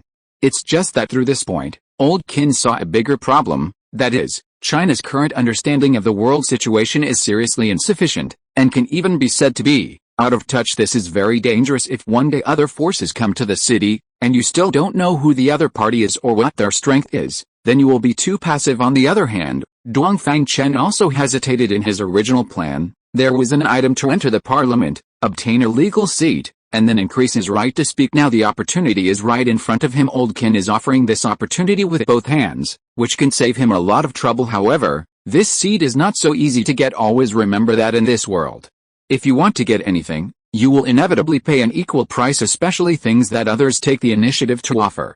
Are often expensive. He clearly knew what he had to pay to get this 20th seat. Not a certain technology, not a certain business, but everything. For Old Qin, this condition was weighty and had already shown enough sincerity. But for Dongfang Chen, Old Qin didn't understand his entire situation, and the vision for the future was also very one-sided due to insufficient information. Under this circumstance, he couldn't agree to this condition. I'm sorry, Old Qin, thank you for your kindness, but I'm really not interested. Dongfang Chen refused after thinking it over. Well, all right. Since you're not interested, I won't force you. Old Qin sighed and said, Hey, Xiao Chen, yesterday the Russian state sent a letter informing us that they were giving Bright State to you for free. What's going on? Bailey G changed the subject and asked, "Oh, this is how it is." Dongfang Chen then explained the matter of the Austro-Hungarian Empire preparing to attack the Ulan neutral zone. Ha. So Valadov thought that the Austro-Hungarians sending warships to Lake Baikal was to deal with him, so he came up with a trick of diverting the disaster eastward. Bailey G laughed. That's right. Dongfang Chen nodded with a smile. Ha. This Valadov is known as the Iron President. I didn't expect him to have such an embarrassing day. Bailey G shook his head with a smile. Chapter 471, Selling Products. Report, enter. Just then, a report call came from outside the door. Old Kin, something bad has happened. It was Yan Xiangping who came in. What's wrong? Old Kin asked. There's no time to explain now. You should evacuate first, and we'll talk about the specifics on the way, Yan Xiangping said. Alright, Old Kin nodded. Little Chen, we had a good chat today, a very pleasant one. We'll continue our conversation when we have the opportunity in the future, Old Kin said. It would be my honor, Dongfang Chen said with a smile. Good. Let's go. Old Kin nodded with a smile, then said to Yan Xiangping subsequently. Yan Xiangping personally escorted Old Kin onto the plane for an emergency evacuation. Commander Yan, what exactly happened? Dongfang Chen asked after the plane took off. Let's go. We'll go to the command center together to take a look. Yan Xiangping made a gesture of invitation. Dongfang Chen nodded and followed Yan Xiangping in a cart to the command center. It seems these scorpions have evolved again. Dongfang Chen said. On the screen were swaths of silver-white scorpions emitting a cold metallic luster, looking as if they were wearing metal armor. You're right, I feel the same way. Yan Xiangping strongly agreed with this. Their silver white armor is likely to prevent our laser guns from working. Dongfang Chen pondered and said, do you have a solution? Yan Xiangping asked. I'll have to try to find out. Dongfang Chen didn't have enough confidence either. Yan Xiangping frowned and nodded. How long until they get here? Dongfang Chen asked. 6 hours at most. There's still time.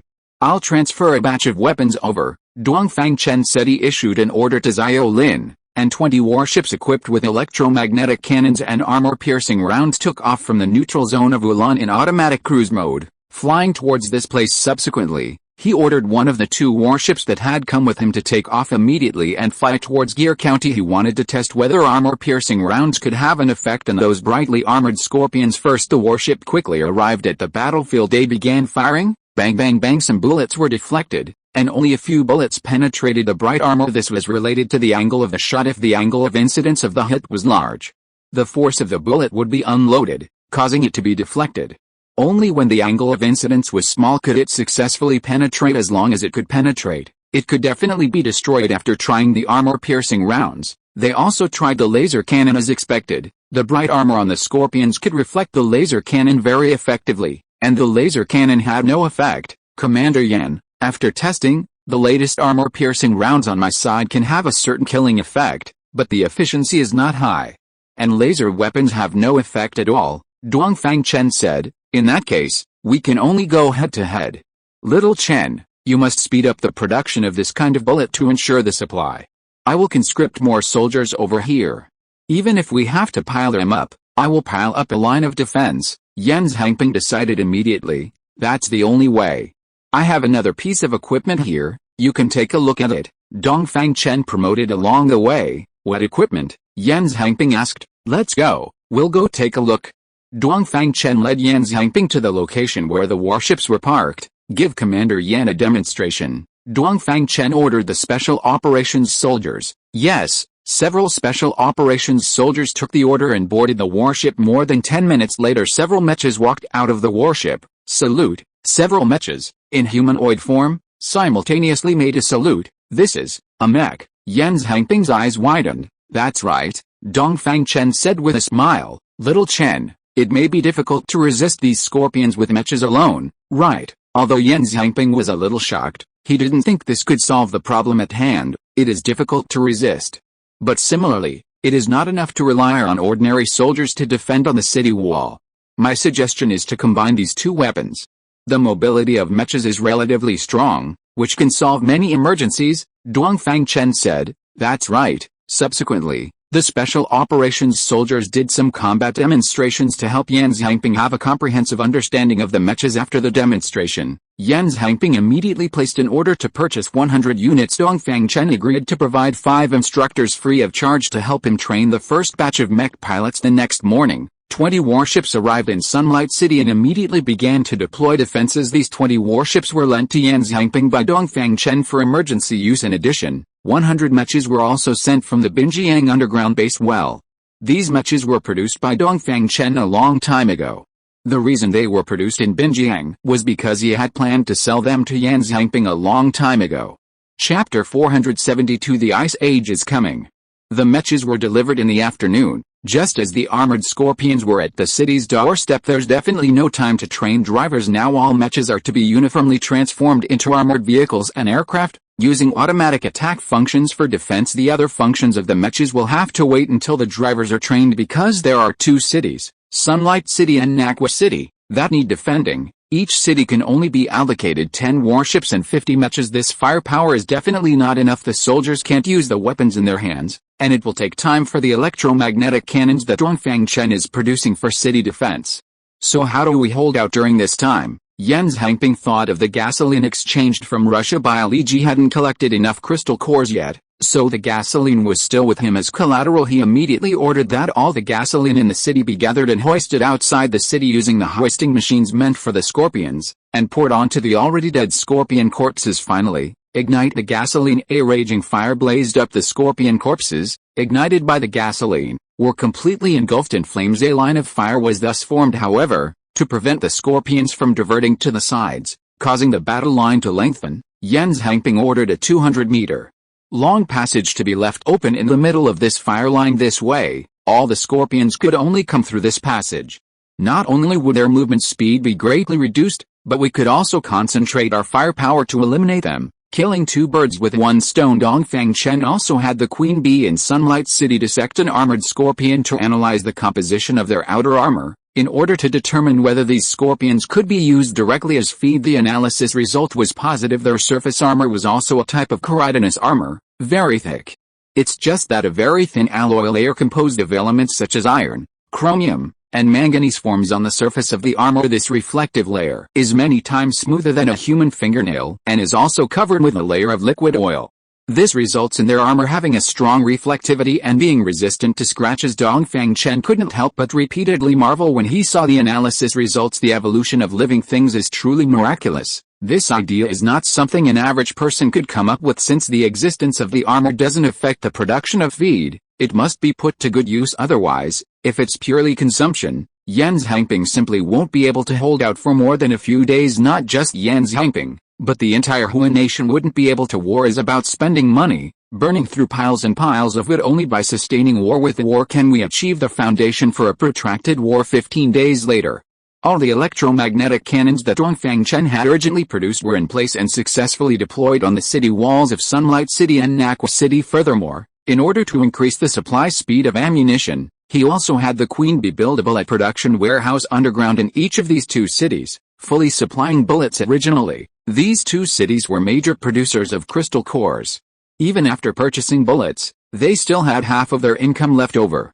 So a protracted war could continue to be sustained. November 1st, 2056 AD. For the north, it was usually this month that temperatures began to drop, but this year was completely different. It had already started snowing in the sky. This was the first snowfall of the year in the area north of the Yangtze River. Much earlier than in previous years, this snow was very heavy, extremely heavy. In just one day, the average snow thickness had reached a terrifying 40 centimeters. The surface temperature dropped rapidly. Within a day, winter had arrived within the Huan nation. Everyone was clear that this was not an ordinary winter, but an ice age that no one knew when would end. The Blue Star's ecosystem was really not as resilient as imagined. The hottest it got this year was only around 20 degrees Celsius, so there was a high probability that there would be no summer next year. The snow that accumulated in winter probably wouldn't melt next year. If that were the case, the entire ecosystem would really collapse. Thanks to Huatong Construction's vigorous construction this year, most of the major settlements in the entire Huan nation had completed the construction of underground survival bases. Of course,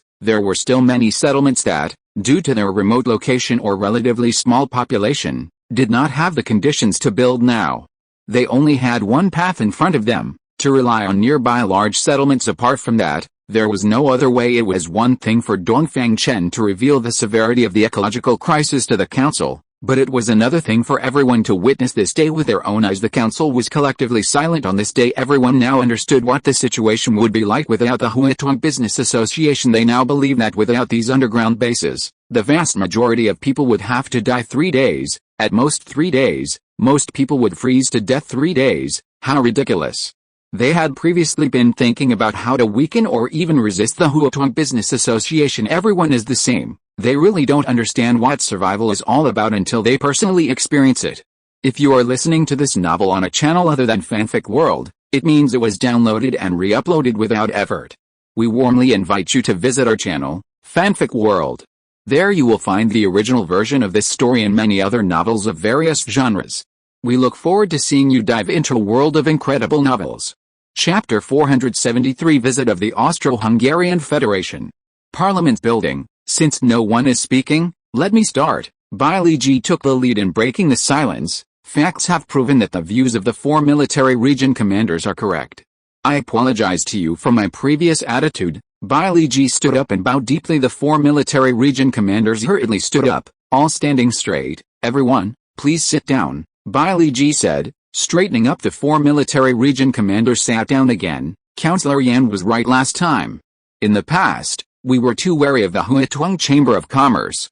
Facts have proven that they have done what the council has not done in our meritorious officials of China. I think it's time to loosen their constraints. Therefore, I propose that the Huatong Chamber of Commerce be awarded the title of Official Cooperation Unit of the Chinese Parliament, and that Chairman Liu Xingwang be appointed as a special advisor to the Ministry of Civil Affairs. What does everyone think? Biology asked. Agreed, agreed. Many councillors nodded in agreement. Liu Fiang of the Military and Political Affairs Department and He Jinghu of the Security Department lowered their heads and remained silent throughout the entire process. Okay, let's do that then. Another matter, I think it is also necessary to make some adjustments in Kyoto. From the outbreak of the virus until now, Kyoto has not set up any resettlement centers in order to stabilize public sentiment. But now that the weather is getting colder, the lives of ordinary people may not be easy. Therefore, I propose entrusting Huatong Construction to build a large-scale underground survival base in Kyoto. What does everyone think? That's great. Agreed, I agree. The councillors were very excited to hear this. They all sighed that Biology had finally figured it out. Okay, let's do that then. There is one more thing. The main framework of the Mosin base has not yet been completed. How to deal with it next? Everyone should express their opinions. I think the Mosin base must be built. Its significance to the entire China is not only survival but also inheritance. The material and cultural heritage accumulated by China over thousands of years must be completely preserved. Building is definitely necessary, but it depends on how it is built. I think we should let Huatong Chamber of Commerce take over. It is obvious that we will not be able to do it in time on our own, and the technology is not mature enough. I agree. Okay, let's do that then. Today's meeting was equivalent to setting the tone, closely tying the future destiny of China to the Huatong Chamber of Commerce. But Yan Xiangping always felt that something was strange. It seemed that Biology was making a helpless choice as a last resort, but it always felt like he retreated too decisively and too readily. But where exactly it was wrong was really puzzling. November 3, 2056 AD, the Austro-Hungarian Federation sent a diplomatic note to Dongfang Chen, hoping to hold a meeting. Dongfang Chen agreed on November 5. The diplomatic mission of the Austro-Hungarian Federation arrived in the Ulan neutral zone. To Dongfang Chen's surprise, this group of diplomatic envoys actually came wearing mechas. I'm very sorry, Mr. Dongfang, we cannot directly expose ourselves to the air, so we can only meet in this way, the envoy said in broken English. Dongfang Chen hadn't considered this, so that's how it is, then it doesn't matter. Please. Dongfang Chen made a gesture of invitation. More than a dozen mechas followed Dongfang Chen into the reception hall of the underground base. Fortunately, the mechas they were wearing this time were not too tall or too big, otherwise, they might not have been able to enter the reception hall. Mr. Dongfang, we are here on a mission to express our apology. Oh? Expressing an apology? What apology? Dongfang Chen asked, squinting. Last time, we accidentally entered the territory of the Ulan neutral zone, which was a misunderstanding. At that time, We were ordered to conduct reconnaissance in the North Boreal region and landed in the Buryak region on the west coast of Lake Baikal for rest. But we didn't know that it had become your country's territory. Oh, you're talking about that matter. I remember you also issued a statement at the time, saying that the official state of Oris does not have legitimacy and that you do not recognize it, Dongfang Chen said sarcastically. Perhaps you are not very clear. The capital of Oris has already been occupied by our side.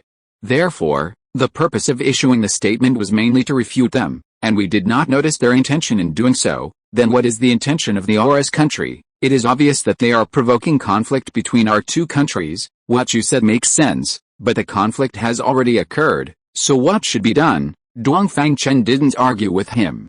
Because everyone knew in their hearts that this was just a formality. We can compensate, the envoy said without thinking. How to compensate? Dongfang Chen smiled.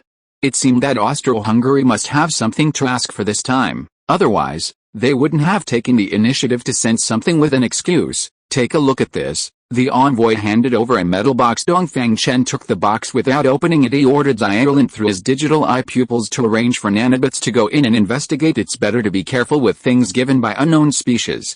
Chapter 474 Zhanjing. Commander, inside is an unknown energy crystal, Xiaolin quickly answered. Energy crystal? Like a crystal core? Dongfang Chen asked. Completely different from a crystal core. This energy crystal does not belong to biological energy, but it possesses activation properties similar to biological energy. There are no records of this in the database, Xiaolin replied. What is the energy density? Dongfang Chen asked. Based on the data currently monitored, it is not as high as the energy density of a crystal core, Xiaolin replied. Just this little thing, and you don't seem very sincere? Dongfang Chen didn't open it, and looked directly at the envoy, saying, Mr. Dongfang, won't you take a look? The envoy was stunned for a moment and asked. Dongfang Chen casually lifted the lid and pushed it back. I can't see your sincerity with just this little thing, Mr. Dongfang, you may not be aware of the value of this thing. It's called a vibration crystal, an energy carrier that can store a vast amount of energy. With it, more advanced weapons and armor can be manufactured, the envoy explained. Vibration crystal. Just one, how much energy can it store? Dongfang Chen didn't quite believe it. Haha, you may not know, but this one vibration crystal can store the total energy released by the sun in 3 seconds, the envoy said. What? Dongfang Chen was directly shocked. Don't underestimate 3 seconds. But that's the sun. How much total energy is released in 3 seconds? Approximately 10 to the power of 24 kilowatts. Before the virus outbreak, the total annual electricity consumption worldwide was roughly on the order of 10 to the power of 14 kilowatts. The difference between the two is 10 to the power of 10 orders of magnitude, which is 10 billion times. You can imagine the rest. Xiaolin, did you hear that? What's going on? Dongfang Chen asked through his digital eye. Commander, currently unable to determine. Xiaolin replied. How can you prove what you're saying is true? Dongfang Chen looked at the envoy. Sorry, I can't prove it. The envoy spread his hands. They were wearing mecha suits, so you couldn't see their expressions. However, since it's a free gift, I think Mr. Dongfang won't lose anything by keeping it. The envoy continued. Dongfang Chen wouldn't believe their nonsense. If this thing was really that awesome, why wouldn't the Austro-Hungarian Empire keep it for themselves and instead give it away so easily? It doesn't make sense, but the unknown is really tempting. It just so happened that he was currently facing an energy problem. The explosive power of crystal cores was insufficient, and the failure rate of nuclear to electric conversion was too high, which was very awkward. Keep it? Or reject it? He couldn't make up his mind for a moment. I think you're here for more than just this one thing, right? Let's talk about something else first. Dongfang Chen said the Austro-Hungarians wouldn't come to apologize for no reason. Lowering their posture was naturally to ask for something. Mr. Dongfang, our chieftain specifically instructed that only after you accept this gift can we discuss the rest. The envoy replied. Okay, I accept the gift. Tell me. Dongfang Chen said. Could others force him to accept a gift? That was impossible. If their conditions were too excessive, he could just throw both the gift and the people out. It's like this. Within the territory of the Russian Federation are the remains of our ancestors, and the chieftain hopes you can return them to us. The envoy finally stated their purpose. I don't quite understand. Since your ancestors' remains are within the territory of the Russian Federation, why don't you go to them and instead come to me? Dongfang Chen pretended not to know. As far as we know, the location of those remains is already under your control. the envoy replied. Oh, you're talking about that thing in the Kalastov Oblast laboratory, right? Dongfang Chen nodded, indicating he understood. Yes, there are your ancestors' remains inside? Impossible, right? I didn't find any. Dongfang Chen pretended to be stupid. None? Impossible. According to the information we have, there are still hibernation pods that haven't been opened. The envoy's tone sounded a little anxious. Dongfang Chen could tell that they weren't very certain about this information either. Hibernation pods? So it's hibernation pods. I thought those were all coffins. Dongfang Chen revealed a look of sudden realization. It seems there really are some. The envoy breathed a sigh of relief. That's right, there are. If I remember correctly, there should be more than a dozen. But the lids are all open, there's nothing inside. Dongfang Chen bluffed. Coffins can exist, but the things hibernating inside cannot. Opened? That, absolutely impossible. The envoy's relaxed mood tensed up again. What's impossible about that? According to Validov, that spaceship wreckage has been discovered for 100 years. How high is the probability that anything would be preserved after so many people have studied it in the last 100 years? Impossible, absolutely impossible. According to our captured researchers, there should still be 23 well-preserved hibernation pods. The envoy revealed his trump card. Chapter 475, Testing the Vibration Crystal. 23 pieces? I think you guys must have been deceived, Dongfang Chen said sympathetically. Mr. Dongfang, are you sure you're not mistaken? How could I possibly be mistaken about this? In my opinion, the deceased are gone, so please accept the changes and mourn.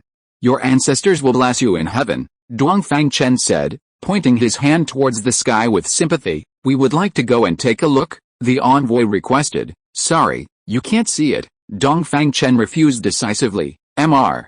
Dongfang, are you perhaps trying to deceive me? The envoy sounded a little angry. Deceive? They probably aren't very proficient in the language of whole country. The way they phrased it is a bit strange. However, Dongfang Chen understood what it wanted to express. Do you think I would bother to deceive you about this kind of thing?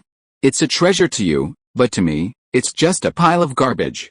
I originally thought it was the remains of some alien life, but now it's proven not to be, so there's even less reason for me to keep it. Dongfang Chen continued to bluff. Then why won't you let us go and see it? The envoy retorted. Because I've already destroyed it, Dongfang Chen said. What? Destroyed it? The envoy's emotions fluctuated greatly. Yes. Sorry, I didn't know this thing was so important to you. Otherwise, I would definitely have used it to trade for something from you. Dongfang Chen spread his hands. The Addis people probably communicate through some kind of language translator, so they couldn't hear the sarcasm in his words at all, and instead thought it made sense indeed. There was nothing wrong with it.